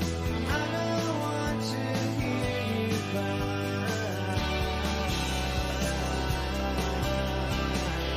That sugar cane, that tasted good, that cinnamon, that's Hollywood. Come on, come on, no one can see you try.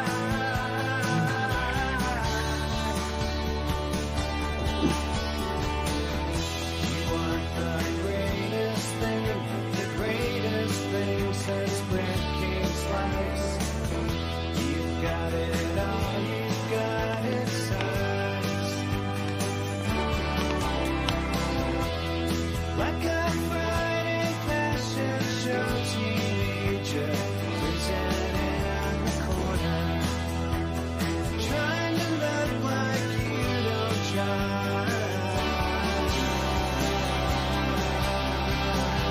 That sugar cane, that tasted good, that cinnamon, that's Hollywood. Come on, no one can see you try.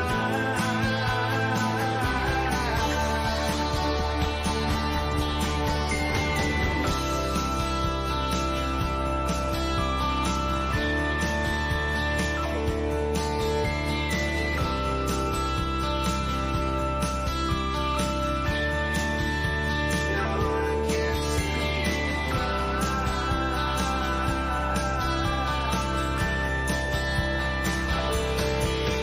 That sugar cane, that tasted good, that's freezing rain, that's what you could. Come on, no one can see you cry.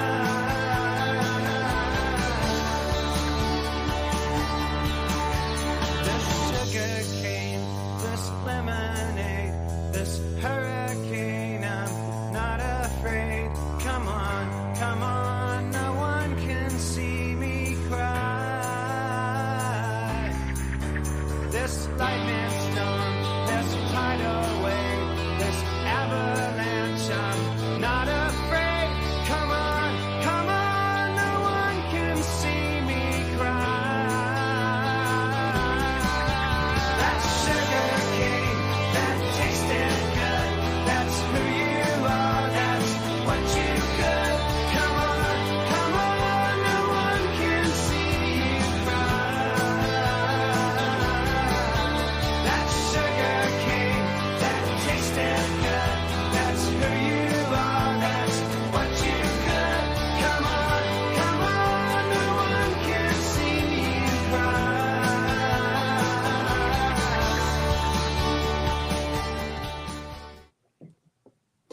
And we are back from intermission. Welcome back, everybody, to the Queer Comedy Draft live here in the virtual program for the Seattle Queer Film Festival. We've got GMs Juan Barkeen and Kyle Turner here at the virtual draft table, and the draft is going just swimmingly thus far. We're having a lot of fun. Let's take a moment to do a couple of quick plugs for our GMs. We're so glad that they took the time out to join us here today. We'd like to let them tell you a little bit about what they've got going on. Kyle's muted, so I'll go to Juan first. Juan, is there anything you'd like to plug for our viewing audience this evening? Anything you'd like to turn their attention towards in terms of what you're up to? Geez, no. Not really. No. I'm writing a couple of things that should be coming up, so you can find those on my Twitter at Whoa It's Juanito, WOAH, not WAOH, or WHOA. I don't know. There's like so many weird ways to spell whoa. But I actually did write a piece about one of my favorite queer TV shows today, which is the much hated 2010s or 2018 specifically Heathers TV show. which I actually think is a great queer comedy. And it's mean and wonderful and great, and I love it. But other than that, I actually do have 2 short films that I'll be dropping sometime in the next couple of months now that they're done with their festivaling. One of which is a queer comedy as well. So, stay tuned for that. Why didn't you submit it to the Seattle Queer Film Festival? I know I should have. I'm sorry. Wow. Shame. I know. All right. Well, follow Whoa, It's Juanito to keep up on all that. 2 short films. That's exciting. All right, Kyle. What about you? You just released a book into the world within the last few months. I did. I released a book called The Queer Film Guide: 100 Great Movies That Tell LGBTQIA+ Stories. It came out in May from Smith Street Books and Rizzoli. I've been able to take it around the US a little bit. I was in LA earlier this year. I went to Provincetown and Fire Island, and Boston/Cambridge. I might be going to Philadelphia later in the year. But yeah, I'm very proud of it.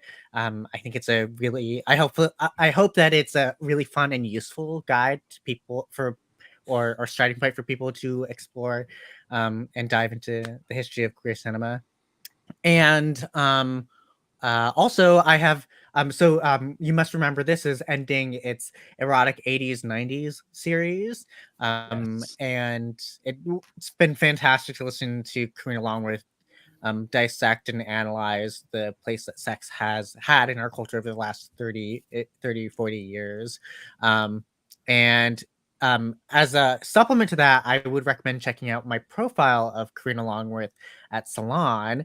I got to talk to her a few months ago about her interest in the subject matter and the movies that she was writing and studying. But more than that, what was really exciting for me is that we talked a little bit about her life growing up, because I felt like all the profiles I was reading were less interested in her as a person and mostly interested in her scholarship and her research, which is fine and definitely is worthy of being written about. But I was interested in who is Karina Longworth? Right. So check that out. My profile of Karina Longworth, who's the host of You Must Remember This, at salon.com. All right, salon.com. And of course, Billy Ray, what is coming up here? What is available in the virtual portion of the Seattle Queer Film Festival? Is there anything you want to make sure people watching this check out before the festival ends? Excellent question, Clay. Yes, no, our virtual lineup runs all the way through the 29th. So even if you start at 11:59 on the 29th, you have 72 hours to watch any film in our program. If you have Apple TV, we have our $3 Bill Cinema app that you can download on Apple TV, where you can also access all of these films. We've got a lot of amazing programs. The ones that I would just quickly recommend, we have a couple of really incredible films from France. We've got a film called Lie With Me, which is based on a very popular queer novel. And it actually shares a leading actor with another French film called The Lost Boys, which is a Belgian film about these 2 young men who are trying to find each other in a prison, in a boys' internment prison, I guess is the best way to say it. We also have we did our trans centerpiece this year, is a film called Runs in the Family, which is just we tried the other day to name one happy trans film and we couldn't do it. And so this is a happy, heartwarming, uplifting trans film that's actually also insanely well made. And it brought the house down at the festival. But we've got way, way more than that. You can check out sqff.org. You can see all of our shorts programs that are available, all of our features that are available. And we've got plenty of time for you to still check them out. All right, check to make sure you take advantage of everything on offer here for the next several days of the Seattle Queer Film Festival virtual program. And thank you, as always, to the festival and Billy Ray for having us here as part of this event. If you're new to Screen Drafts, our plug is just going to be to check out the show. Oh, yes, Kyle. Can I name some happy trans films? Absolutely. Yeah. Well, yes. Tangerine, Seed of Chucky, Yes, Seed of Chucky. Victor Victoria. I'm only Pink Flamingos. gonna question Tangerine. We actually discussed that one in that conversation, and we It's a did not comedy. It's agree a on it being. comedy. It is, but there are some representational things there in terms of the way things are depicted that some of our trans screening committee had a issues with. So as Fair calling enough. it but you're right about the Chucky reference. That's actually a good one. I think most people would call that a horror, but I think we all know that's a fucking It is comedy. objectively a comedy. So it's like that's a good one. That's one we did not discuss. So All right. If you're new to Screen Drafts, you're certainly going to want to check out Kyle and Juan's main feed episode talking about queer crime from a few months ago. And we've got a dozen plus, probably, maybe closer to like 18 or 17 or 18 great queer focused episodes going back through the 5 years of the show. So there's certainly episodes and episodes on all other film topics. So if you're a film fan, scroll back through our archive. You'll find something you enjoy, and hopefully you've been enjoying this thus far. I'd like to think so. I'm having an absolute blast. let me add one more thing, Clay. Let me Yes, add one Billy more Ray. thing. So anybody, so all of our virtual programming is available in Washington, Oregon, Idaho, and Alaska. So that's our sort of geo blocking. If anybody can correctly predict what the number one film is, and you live within those geo blocking restrictions, Right. I will send you a free festival pass to enjoy the rest of the virtual programming. Wow. So- And how Bill Damn. Ray, you're going to keep track of that in the chat? Is that how you Yep. So everybody out there watching, go ahead and in the chat, let Billy Ray know what you think the number one pick on this list is going to be. And everyone who gets it right will have, you said in that geo block, sort of in like the Western. Yes, you have to live in Alaska, Idaho, Washington, or Oregon. So All that's right, so- that's the restriction, is you have to live there. Up in the sort of the Pacific top, Northwest. the top left corner of the country and Alaska. Yes. If you can guess the number one pick at the top of the list, Billy Ray will give you access, free access to the virtual program. Speaking of the comments, Billy Ray, Yes. we went through our entire. Oh gosh, I need to grab my computer so I can find out who gets that bonus veto. While I do that, why don't you highlight some of your favorite comments that have hit the message board in the time we've been doing the show? Okay, why don't we do that? Well, I'm going to start with just a basic question, which is, I'm sure you probably addressed this already, but will this be dropping in the pod feed as well at a later date? Oh yes. That username I didn't catch, but yes, question asker. The live shows we always put up basically right away on the Patreon, which is patreon.com/screendrafts, or you can find it. It's called the Booster Club. You can find it on Spotify by searching the Booster Club. They go up in the Patreon basically right away, and then we hang on to them for a rainy day on the main feed. So if we ever have an episode get shifted around the schedule or something, we will fill in our live shows. But yeah, if you want to revisit this, it'll be on the Patreon basically immediately. Yeah. And I'm going to highlight this one. I'm assuming Ryan's Trailer Boys have some favorites up for selection tonight. And I comment this one because it also reminds me of the delightful Sewer Boys in the new film Dix the Musical. So I want to can't hope wait to see that it. Ryan's Sewer Boys are of the same Nathan Lane spitting ham into their face quality as the Sewer Boys in that film. Yes, I guess so, Billy Ray. But yes, the Trailer Boys all have their predictions set. In fact, anybody that's been watching the feed has been seeing that somebody different whispering a different prediction in my ear with each pick. So yeah.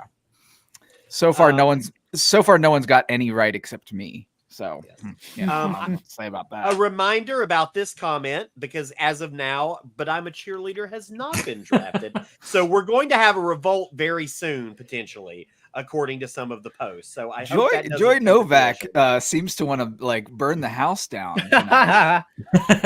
Joy Novak 33 is an insurrectionist of screen drafts, I think. Well, just like our new Speaker of the House.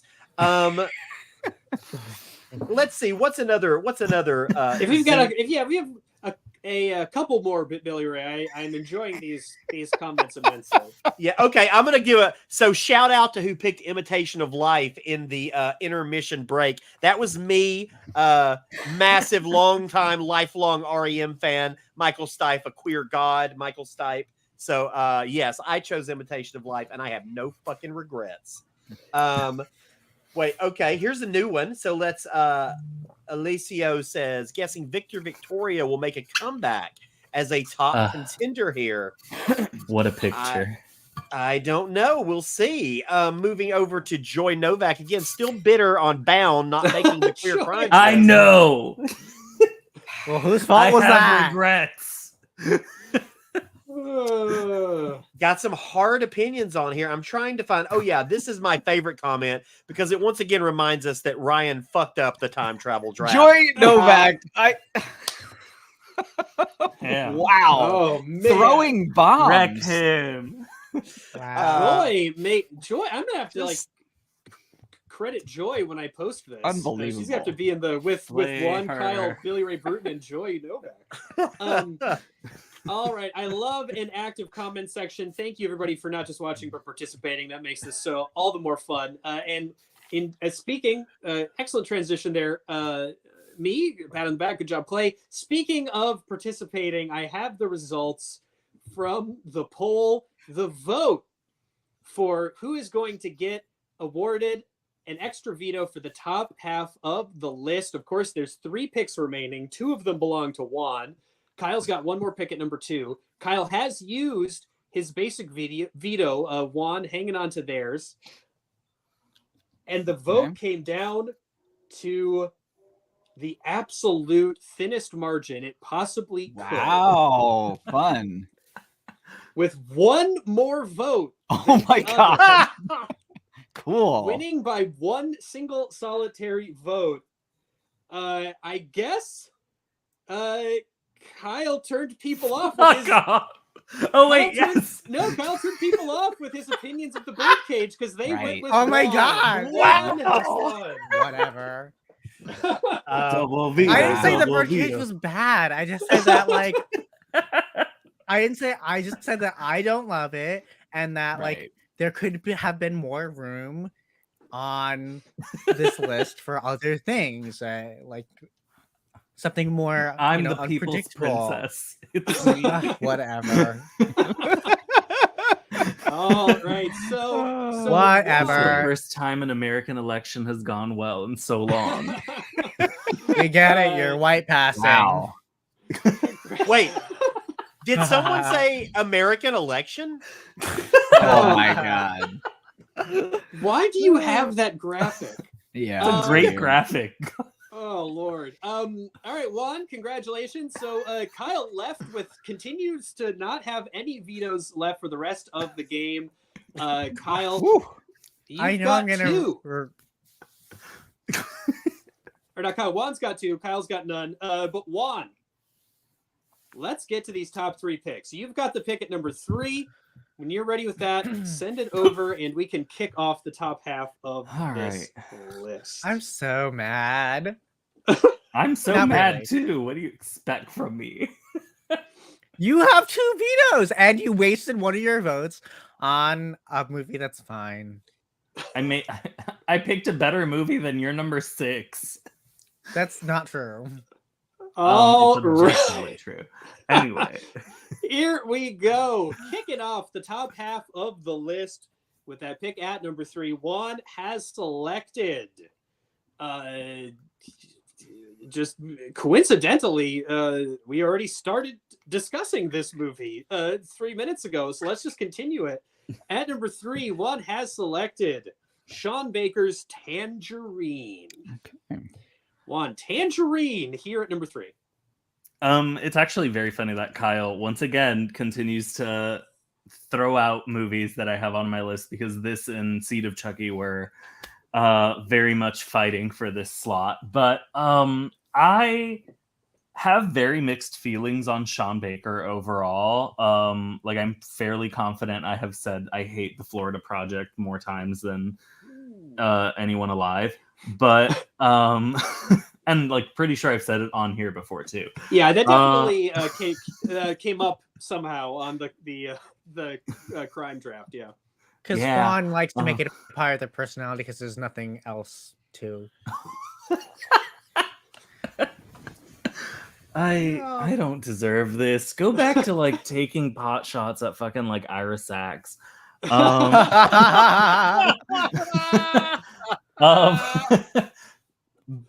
I have like this very distinct memory of watching this at like one of the local art cinemas here, and a lady walked up to me after the movie and was like, "Oh, did you were you laughing because you actually thought it was funny and enjoyable?"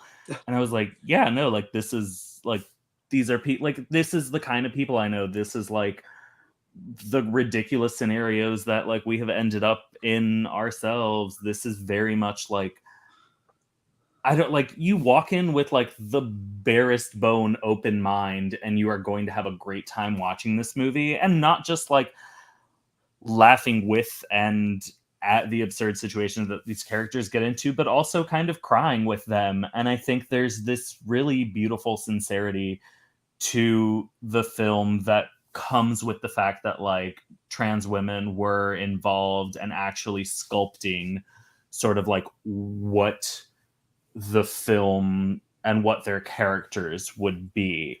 And I think that's like so important. And I do think like it's kind of this perfect little capsule of its time when everyone was like, oh, we can make like filmmaking can become accessible to everyone with like iPhones, and whether or not that's actually true because of all sorts of funding and like extra things you need to make a movie, it did sort of start this like almost naive aspiration in like people that like, hey, let's go make our own fucking trans movies and like let's just go tell our stories and like make something cool. And I do think it is a crime that like Mia Taylor is not in more work, because she is so charismatic in this movie, as is like Kiki Rodriguez. I think they're both just so captivating from start to finish. And I do think it's important that we like have something a little more modern, just because we've kind of skewed toward the past. And yeah, I don't know, like it is just a really funny movie that has a genuine interest in the characters, whatever like perceived flaws and like questions there may be about like its making and sort of like a like white cis man having the camera as opposed to like trans people themselves. But I do think there is enough of it that like is about queer joy and queer comedy that like makes it important to be on this list for me. All right, Tangerine, Juan's pick here at number 3. Yeah, great Christmas movie, great LA movie, and yeah, it is. It's a complicated movie, and these are layered characters, but it's beyond just kind of the situation having this comedic absurdity to it. As you were talking about, these two lead actors are. Their performances are so dynamic and lived in, and they're very just amusing people and engaging people, and they keep this kind of lightness to it as they go through. And it's like if it wasn't for them, it would like they are the full force momentum of the film. Like they keep it going and going and going. Yeah, it's incredible energy in this movie. Kyle, what do you think about Juan's pick of Tangerine here at number 3? Tangerine's great buddy comedy. I like that they're not only is the sense of co-authorship, but it seems like there's a real chemistry between Maya Taylor and Kiki Rodriguez, and I think that's what keeps the film afloat. You really begin to care about them and care about their aspirations and about their relationship with each other. So I like that there's also this sort of manic, farcical rhythm between the two. So I'm glad Tangerine has made the list.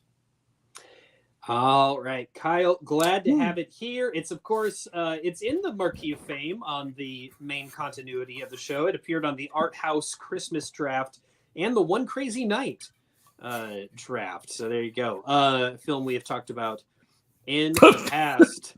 Teen. Teen is hoping someone will God make the bless case for him. Paddington 2. God bless Dean McDonald. If I could, I would put the credit sequence of Hugh Grant singing "Rain on the Roof" as number 1. Fair enough. Fair enough. Ryan, Yeah, Tangerine here, kicking off the top 3. love. I mean, I'm so happy that this is here. Clay, we were both at Vidiots, I believe, when this came out, and Sean came to Vidiots, and we were very. I felt like I was in awe of a great filmmaker, and I still think that. Well, and I believe wasn't Kiki Rodriguez there? Yes, as well? that's Yeah. right. Kiki Yeah, that came was a as great well. screening, yeah. My best friend lived right down the street from Donut Time at that time, and so it was just this wild, surreal thing that, like, I watched this movie and I spent many a Christmas Eve in Hollywood, and there's just this kind of authenticity to this movie that is so present, and yet at the same time, I think Sean Baker brings this really like kind of old school cinematic presence to this movie that just I don't know. This movie still, I think, like is it moves me to this day. I think it's just a kind of a classic at this point. And just awesome to watch. I have to say, this is a really great list that is shaping up. I mean, for my money, when you kind of look at it holistically, there's kind of a connection to me with Tangerine. Oh my God, this is getting Kyle's face. crazy on these comments. Never mind, I'm distracted. But regardless, great pick here at number 4 or number pick. 3. And of course, Donut Time. The building still stands. It is now, of course, a Trejo's Donuts. That's right. Right. where I Danny think I passed that when I was in LA. Yeah, that is. Oh, yeah. That is the Donut Time there from Tangerine. All right, Billy Ray. Of course, it sounds like Tangerine was a point of some contention in a conversation you were having with your colleagues. But what do you think about it here at number 3? Well, it definitely is a comedy. The conversation wasn't whether or not it was a comedy; it was whether or not it was a happy film. And they didn't think it was a happy film, but I think there's no denying it's a comedy. Yeah, I mean, I'm not surprised. I had a feeling that Tangerine was going to have a good shot of making it, and it is a great film. I mean, I am a big Sean Baker fan. I think even when his stuff doesn't completely work for me, I just respect the hell out of the way he makes films. And so, yeah, I mean, this has now become like one of the great Christmas movies of the last several years too. So I'm glad it's on the list. I think this is actually a good placement for it too. All right, there you go. That's the pick at number 3, Tangerine. Okay, look at it there on the list. And wow, that's the other great thing about queer cool films. list. Colorful posters. They all look so fun. They're on the thing. They do. Okay, Kyle, we are back over to you. This is your final pick on the list here at the number 2 slot. All right, Kyle is typing it in. If he says bottoms, please consider it an automatic veto on my behalf. Juan has two bullets on his table right now. Juan hates in others what they hate about themselves. Wait, you hated bottoms? I love bottoms. I think bottoms is great. Wow, I didn't know that we allowed on players without souls. God. Oh man, that movie needs to okay. find one. So Juan that doesn't make sense as a comeback, Juan, but I salute you Whatever. for putting together. Let me live. Juan, you do have Richard's in the chat hoping for Some Like It Hot. We'll see if that comes up. Juan, you've got 2 vetoes, so you could, if you wanted to, just make Kyle's life difficult here at number 2, but it's entirely possible you're going to love this pick. Let's see. At number 2, Kyle has selected The Watermelon Woman. Kyle, The Watermelon Woman, a great video store movie as well. Tell us about this Marquee one. of Famer. Yeah, tell us about this one here as your final pick on the list at number 2. The Watermelon Woman is a film by Cheryl Dunye that mixes nonfiction and fiction elements. And she calls it a Dunye-mentary. And it's about this video store clerk who has a side hustle as like a wedding videographer. And she aspires to be a filmmaker. Her name is also Cheryl. She's like the store's expert on movies. And she discovers through watching these old studio films this black actress who seems to be relegated to playing mammy roles, and believes that she might that this actress might also be a lesbian, and that this might be like a very nascent form of black queerness or black lesbian identity on screen. And so she goes into the archives and tries to do as much research and find out who this woman was, interviews a bunch of different people, and at the same time, and also learns that like this actress was in a relationship with her white director, and at the same time she's investigating all this, she is beginning a relationship with a white woman played by Guinevere Turner, and there's this sort of metatextual element, and it's a lot of fun. And I think what people forget about that movie, I think they focus mostly on sort of how intellectual it is, maybe, but it's really funny. It's like a really good romantic comedy. It's got really great jokes. It has a very witty sense of humor, and it is as much a love letter to cinema as well as this like this sort of acknowledgement of the necessity to create your own history when it seems that you have been shut out of any sort of recorded or archival sense of history.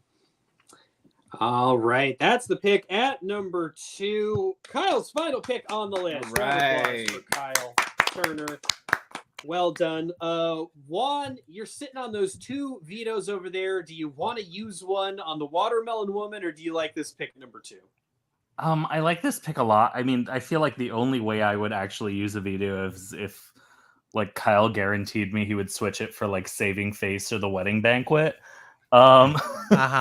Which like both were like ones that Wedding Banquet, both of them were on my list. Good, I figured. But if you hadn't wasted it on the Birdcage, the Wedding Banquet would be on this list. Well, that wouldn't have been one of my choices, though. That would have been the ones I was expecting you to pick. But anyway, I think it's a great choice. I also think the sort of like I'm always a fan of like sort of like self-reflexive movies about like filmmakers who are putting themselves into their work and sort of like exploring their own identities and their histories and how that ties into sort of like this idea of what like representation is and has been through history.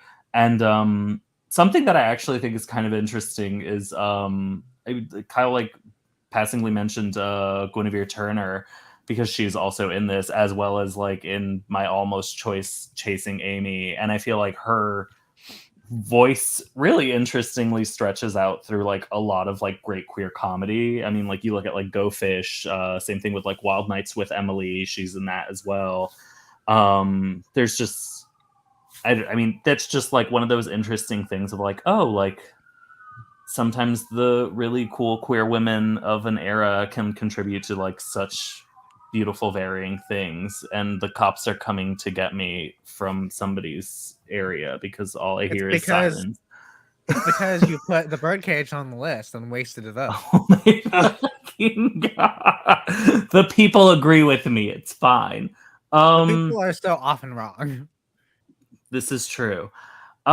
This is why I'm never wrong. Dictatorship. I'm never wrong, and I agree. So end of story. I Fantastic. now having been Here Lies Love pilled, I believe in dictatorship. Wow, I don't know if this counts for that. All right, so no is this veto. how I rise into fascism. No veto from you on this one, Juan. No, I would not. Absolutely not. It's a great film.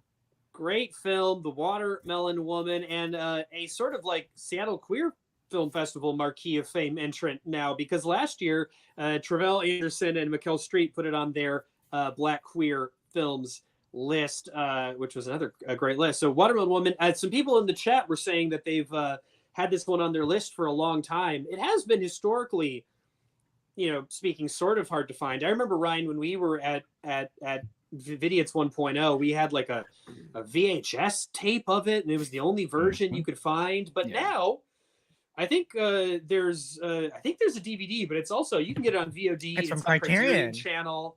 Yeah, Yep. it's on Paramount Plus as well. So, yes, Let me also throw in a plug for a Yes, local of business and course. say that if you want to watch it on physical media, our good friends at Scarecrow Video, Hey! i.e. the coolest Woo! video store in the country, now have a rent by mail service. So you can actually, they're doing what Netflix stopped doing. So I know for a fact they have the Criterion Watermelon Woman, because we rented it out for our Guinevere Turner tribute video, and I returned it to them this morning. So it is in stock if you want to rent Wow. the Watermelon Woman. In stock, And it also comes with like a ton of her short films.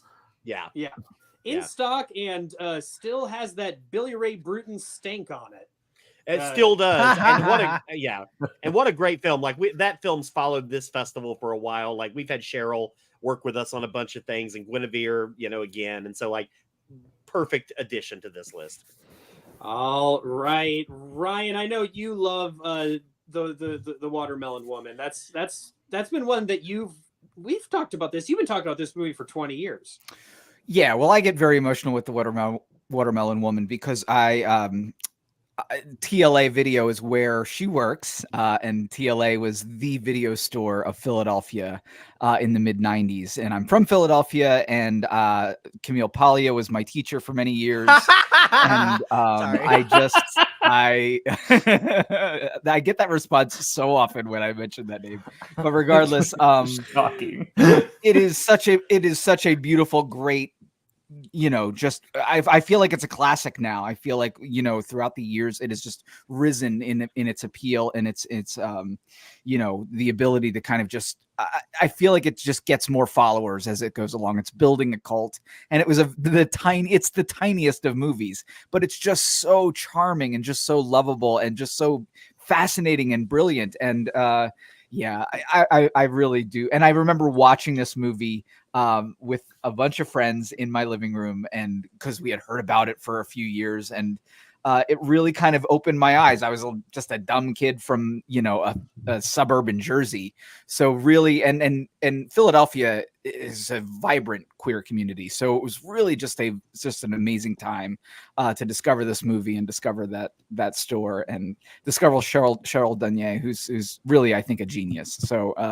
happy this is this high on this list. I think it's really great, and that is played 2 years in a row. That's fucking awesome. So love it. Love it. You saying Camille Paglia was your teacher also makes me think of one Karina Longworth's impression of Camille Paglia on You Must Remember This, which is amazing. And also that video of like Susan Sontag saying, "I don't know who she is. I don't think about her." yes, And then of course. Camille Paglia responding, "Of course she thinks about me. Of course she thinks about me." I mean, it's one of the great, feuds of all time. So of course I'm happy to have her. I mean, she was incredible. an amazing teacher. Yeah. All right, that is the pick at number 2. We are now down to the number 1. Billy Ray was just putting some of the comments up on the screen. People commiserating with how the dread of realizing things will not be on the final list. Right. Joy reiterating her stance that "But I'm a Cheerleader" is a very important generational film, and Joy is right. And somebody's It's surprised that Billy Ray does not have fangs and breathe fire, I think was one of those comments. That's from this is, I believe, Lynn's very first live show. So welcome to Lynn Austin. And I do have fangs and I do breathe fire. But tonight, it's fine. I'm Only working when on he's it. eating edibles. I thought you said breed fire. I was just like, this is a family show. Breathes Yes. fire. All right. Well, here, Marker yeah, Must Ryan, again. Like my Marker Must was played, so I only had one. I don't know what's about to happen. I have no clue. And I mean, I understand the pleas of certain people, but I also feel like there's plenty of other movies out there that could stand atop of this list. There's Yeah. too many. Yeah. Oh, hey, there we go. Let's. Oh, take that's a look. great. Yeah, let's look at Let's this. take a look at the list thus Wow, far. great Oh, list. fantastic! What a list. And I've got What a Juan's- run. What a run. This is great. I've got Juan's pick at number 1, the crown jewel of the list here, sitting atop the heap, and of course, the audience in all of their wisdom deprived Kyle of a veto for the top half of the list. So Juan's pick at number 1 is going to stay at the top. So here we go. This is the final list. The Screen Drafts Queer Comedy Draft here for the Seattle Queer Film Festival, as selected by Kyle Turner and Juan Barkeen. Number 7, Bringing Up Baby. No. Oh my God! Look at the number 1. Holiday Heart. Billy Ray, you lunatic. That's so good. I had to throw back to last Now I year's wanna watch episode. that. Had to throw back. It's a great movie. It's a Did great Holiday movie. Heart? Did Holiday Heart make the list last year, or was that Oh, yeah. recurring? That was on the I list. think it wasn't made the list. I think it was no. Pretty Did it sure make it made the number I list. love Alfred Woodard. Yeah, Did it that was Actually, on no. the I list? think it was vetoed. I think it was vetoed. Might Oh, have did been it a get veto. I was gonna It's say, I actually a don't great think that movie, was- though. So, All Okay. right. Hey, oh, there we go. Okay, so what did okay, number 7, Bringing Up Baby. Number 6, Tu Wong Fu, Thanks for Everything, Julie Newmar. Number 5, The Birdcage. Number 4, Pink Flamingos. Number 2, number 3, Tangerine. Number 2, The Watermelon Woman.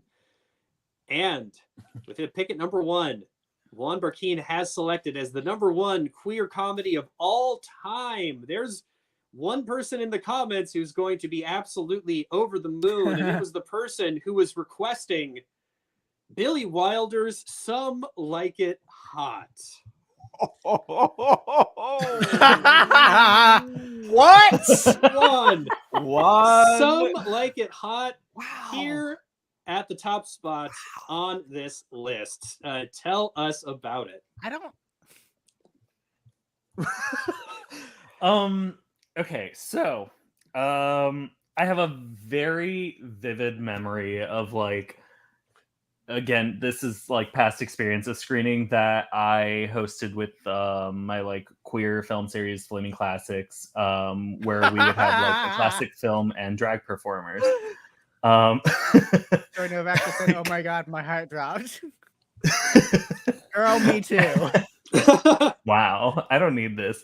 But so I remember this like mother and daughter being there, and the daughter had specifically been like, "Oh yeah, like I brought my mom to see like her first drag show." And I was like, "Oh, that's so adorable." And then the mother was like, "Oh yeah, and I brought her because I've like always wanted to show her these classic films, and like this is one of my favorite movies of all time, and like she's never seen it." And I was just like, "Oh, this is like such a weird, beautiful moment of like two completely different generations sort of like experiencing the same thing, but through two completely different lenses." And I feel like Some Like It Hot for me is a timeless picture in that I truly believe that like every joke still lands today. It's never particularly mean-spirited. It's just like an absolute delight of three really talented comic actors just sort of like bouncing off each other in the most entertaining way. It works whether you're home alone. It works when you're with like a huge audience. I think its queerness is both very obvious and also just kind of like, the more I watch it and the older I get and the more trans I've been, every time I'm like, wow, Jack Lemmon's literally just an egg in this movie. And like the last scene is just like it sort of cracking, which is great. And I just, it is just, I don't know, like it is like this is what queer joy is to me. It's like watching a bunch of people in fucking drag like running around and being clowns, and I know that it's like not, you know, a bunch of like queer people making a movie nowadays, but like it is, I don't know, it is everything I love in life and more. And like Tony Curtis's like ridiculous Cary Grant impression makes my heart soar, and Jack Lemmon is again the greatest egg in cinematic history, and Marilyn Monroe will always be one of my favorite human beings in this entire world. Yeah, I don't know, and it's like it's a perfect movie to me. And I'm excited to see what Kyle has to say with his face. All right. Well, at least some of the audience is with you, Juan. We've had a few supportive comments here. Kyle, the pick at number 1, we are bookending this list with, some of the all-time canonical Hollywood classic comedies. How do you feel about Some Like It Hot here at the number? You seemed a little bit surprised to see this here as the number 1. You need to pair me with someone else next time. You can't trust Juan as far as you can throw a stick. Oh I'm my not going to dispute that God. Some Like It Hot is a great film. I think it's I'll even argue that it's like a really great queer comedy. But if we're strategically thinking, like if someone is going to come across this list, just randomly on the internet or randomly listen to an episode. While I think Some Like It Hot is really funny and a really great classic film, I think there are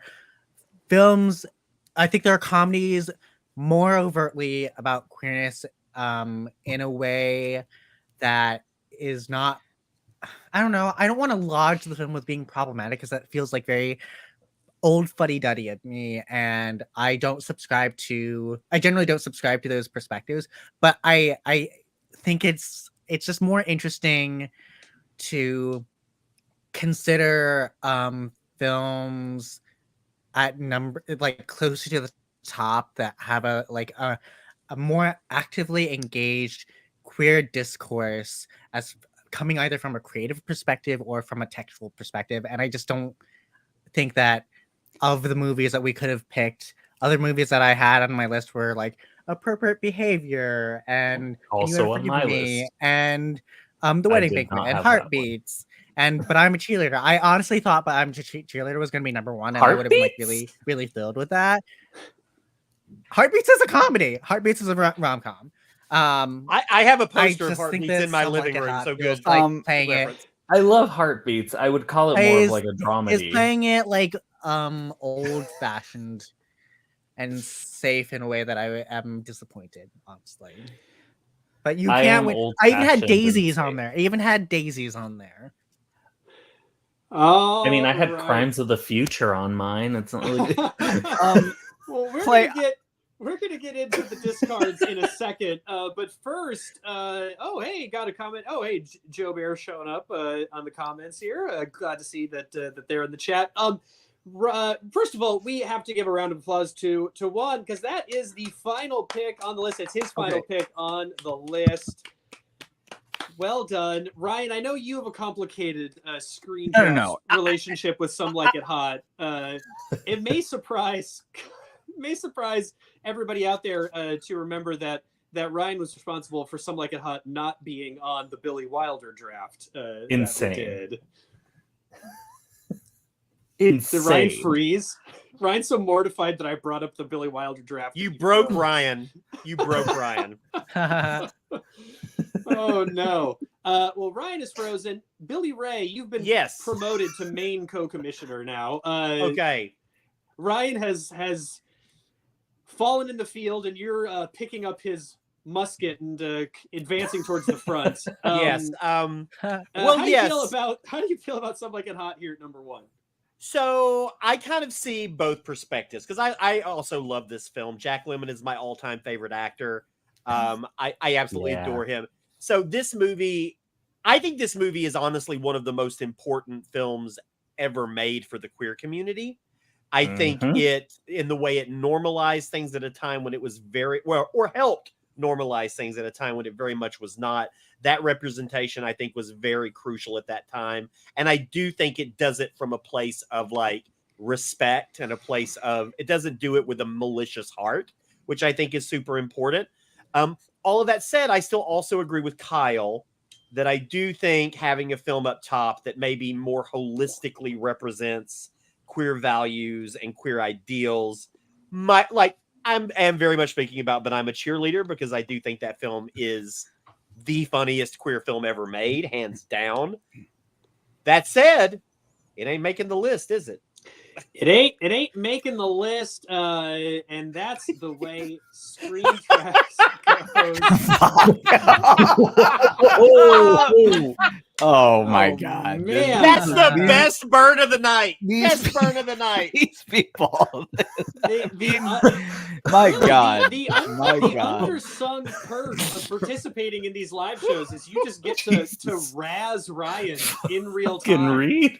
with an audience.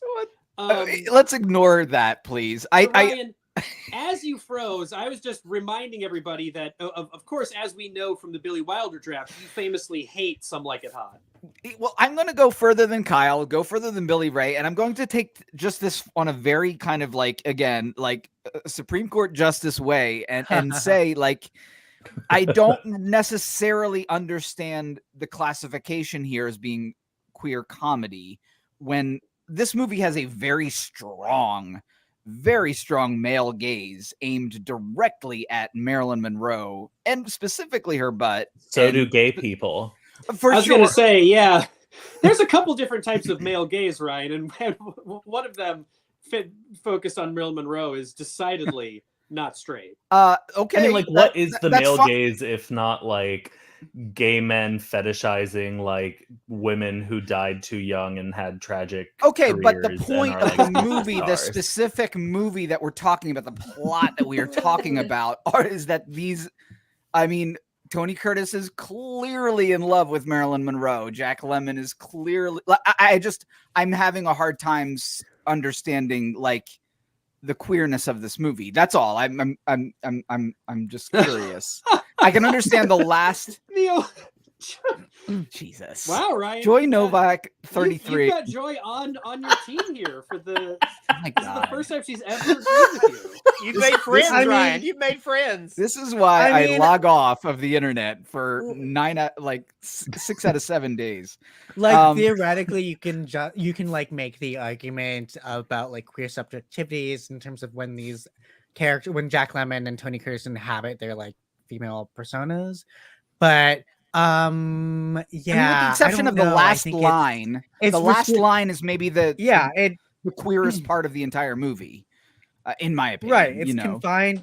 It's confined by its farcical framework yeah. of like. I mean, but like then you could also make the argument that like, okay, well, they are in drag and drag is inherently a performance, and what is, I mean, even like Tony Curtis putting on a performance as a different idealized version of what he believes is masculinity and what he believes that Sugar will be interested in makes it like a very interesting way to look at like our Sure. modes of identity and presentation, Yeah. blah blah blah. It's Again, like- I mean, there's a it's lot of different little, kind of masculinity that in relation to class, absolutely. yeah. But I'm And again and not sex, disputing its I mean, queerness, not disputing it is a great comedy. I just think that there are other options that could have gone to number one. And This I- is and the I one also kind of wanna- film and that I- like I would have switched. This is the kind of film that I think would like goes along with Bringing Up Baby, and that it has a historical significance for how it's dealing or engaging with these ideas. But because it sort of like exists to me a little bit more in a theoretical zone of how it engages with those ideas rather than more of a literal one. I don't know.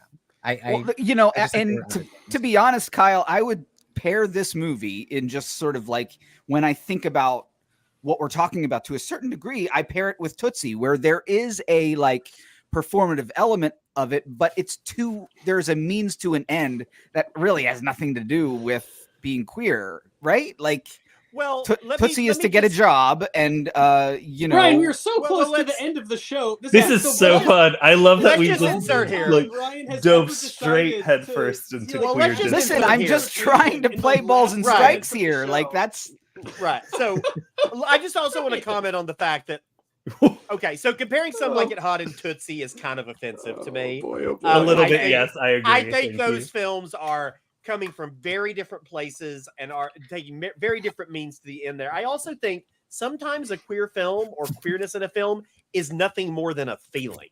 It's nothing more than a feeling that you get when you watch it that emanates queerness. And I think Some Like It Hot has that, and Tootsie emanates nothing to me except bad choices. All right, there you go. Wow. We were Comedy script. there. We were the show. Was I over. like We- Tootsie. I don't We think it's had that nothing bad. left to do but applaud and congratulate each other. And Ryan was about, like, burn the negative. Themselves. I was joking. Vetoes I was themselves. joking when I said that Ryan yeah. hates Some Like It I will Hot, not and veto Ryan myself. fucking like broke into the National Archive, grabbed the negative, okay, and I'm set it on fire. sorry I said anything. Fuck. Oh man. I do think that a feeling. I do think, you know, queerness is a feeling that radiates off of a piece of art is important. Yes, I agree. I will not argue with that. I will still maintain that Some Like It Hot, if it were to be on the list, should be further down the list. Oh, I Would you agree have with been you. I agree happier- with you. Yeah, I agree with that entirely. What And if I I had think chosen the- Barb and Star Go to Vista Del Mar? I think the Yes. I would have been Yes. so mad because there again are like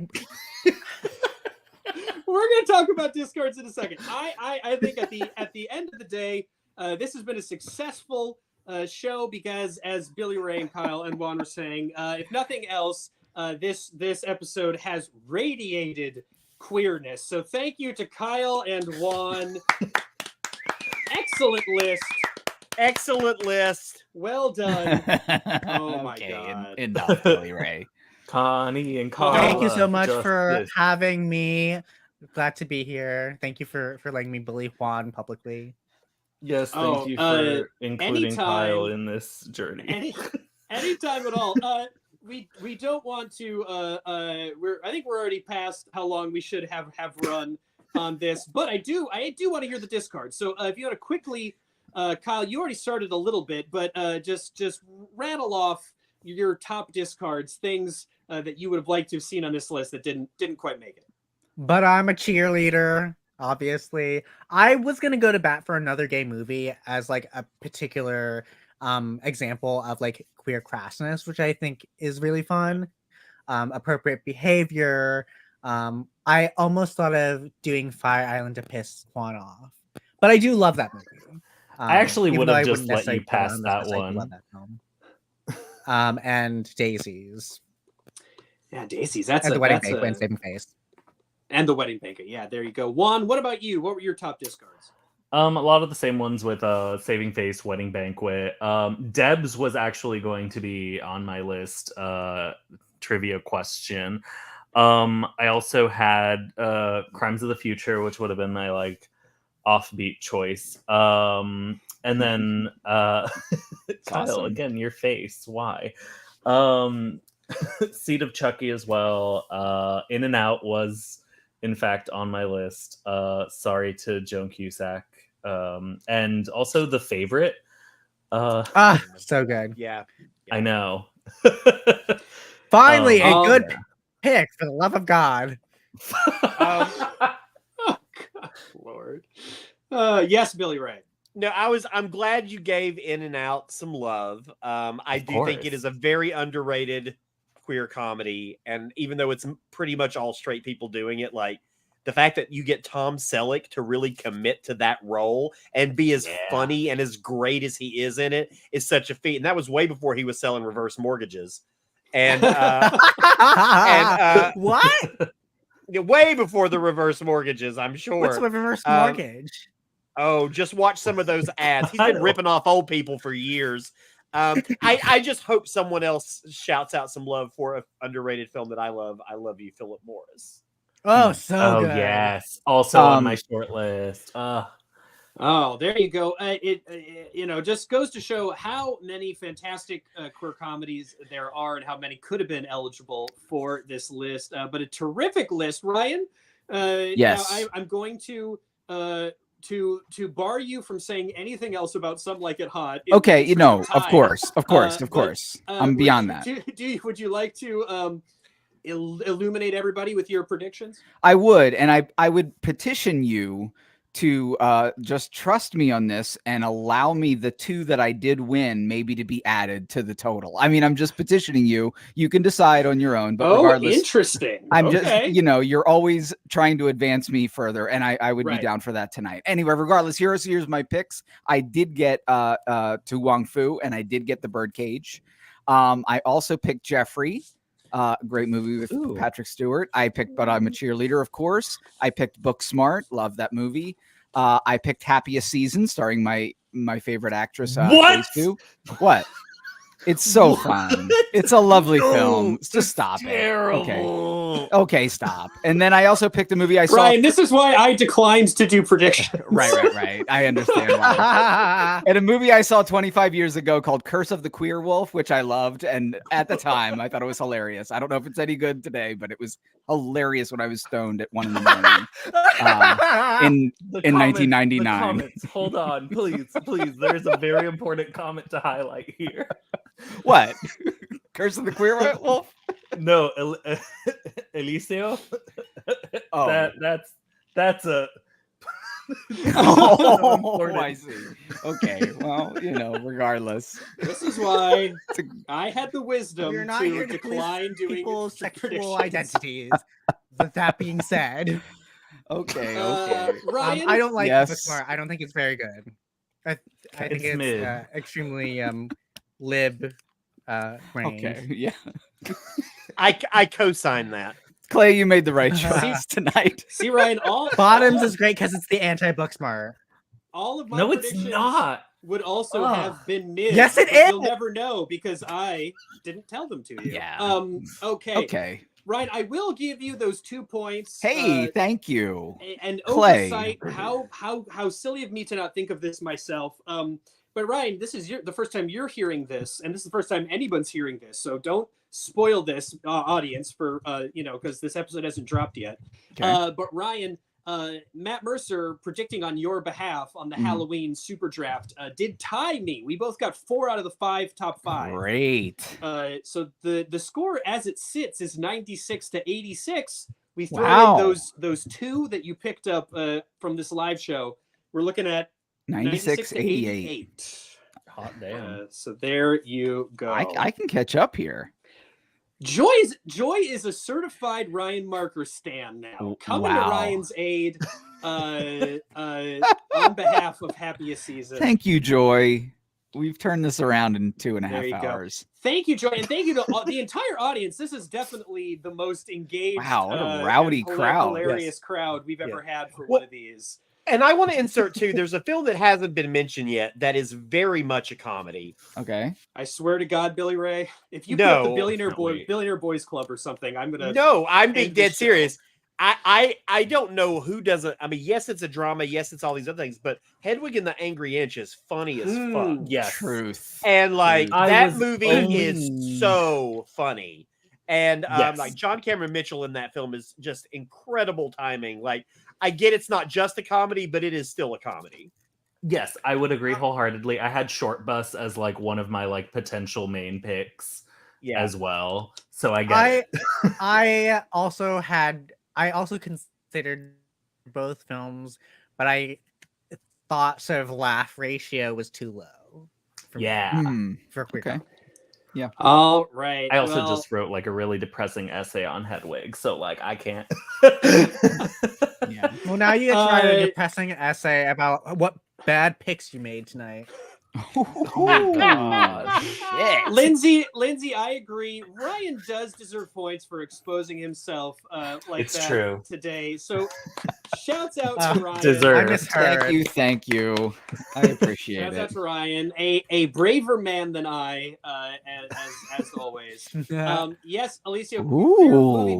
There is Oh no. there are an endless number of queer drafts we can do, and I'm sure both Juan and Kyle will be back at the table in the future for those and any sort of draft they want to do. Another big round of applause for Juan and Yes. Kyle.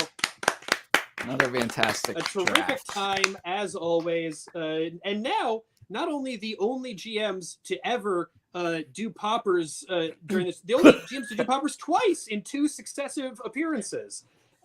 So records being set all over the place, and a big We love thank you continuity. to Screen Drafts legend Billy Ray Bruton for hosting us here at the Seattle Queer Film Festival and being the comment curator, the comment master over there on the ticker and the comments.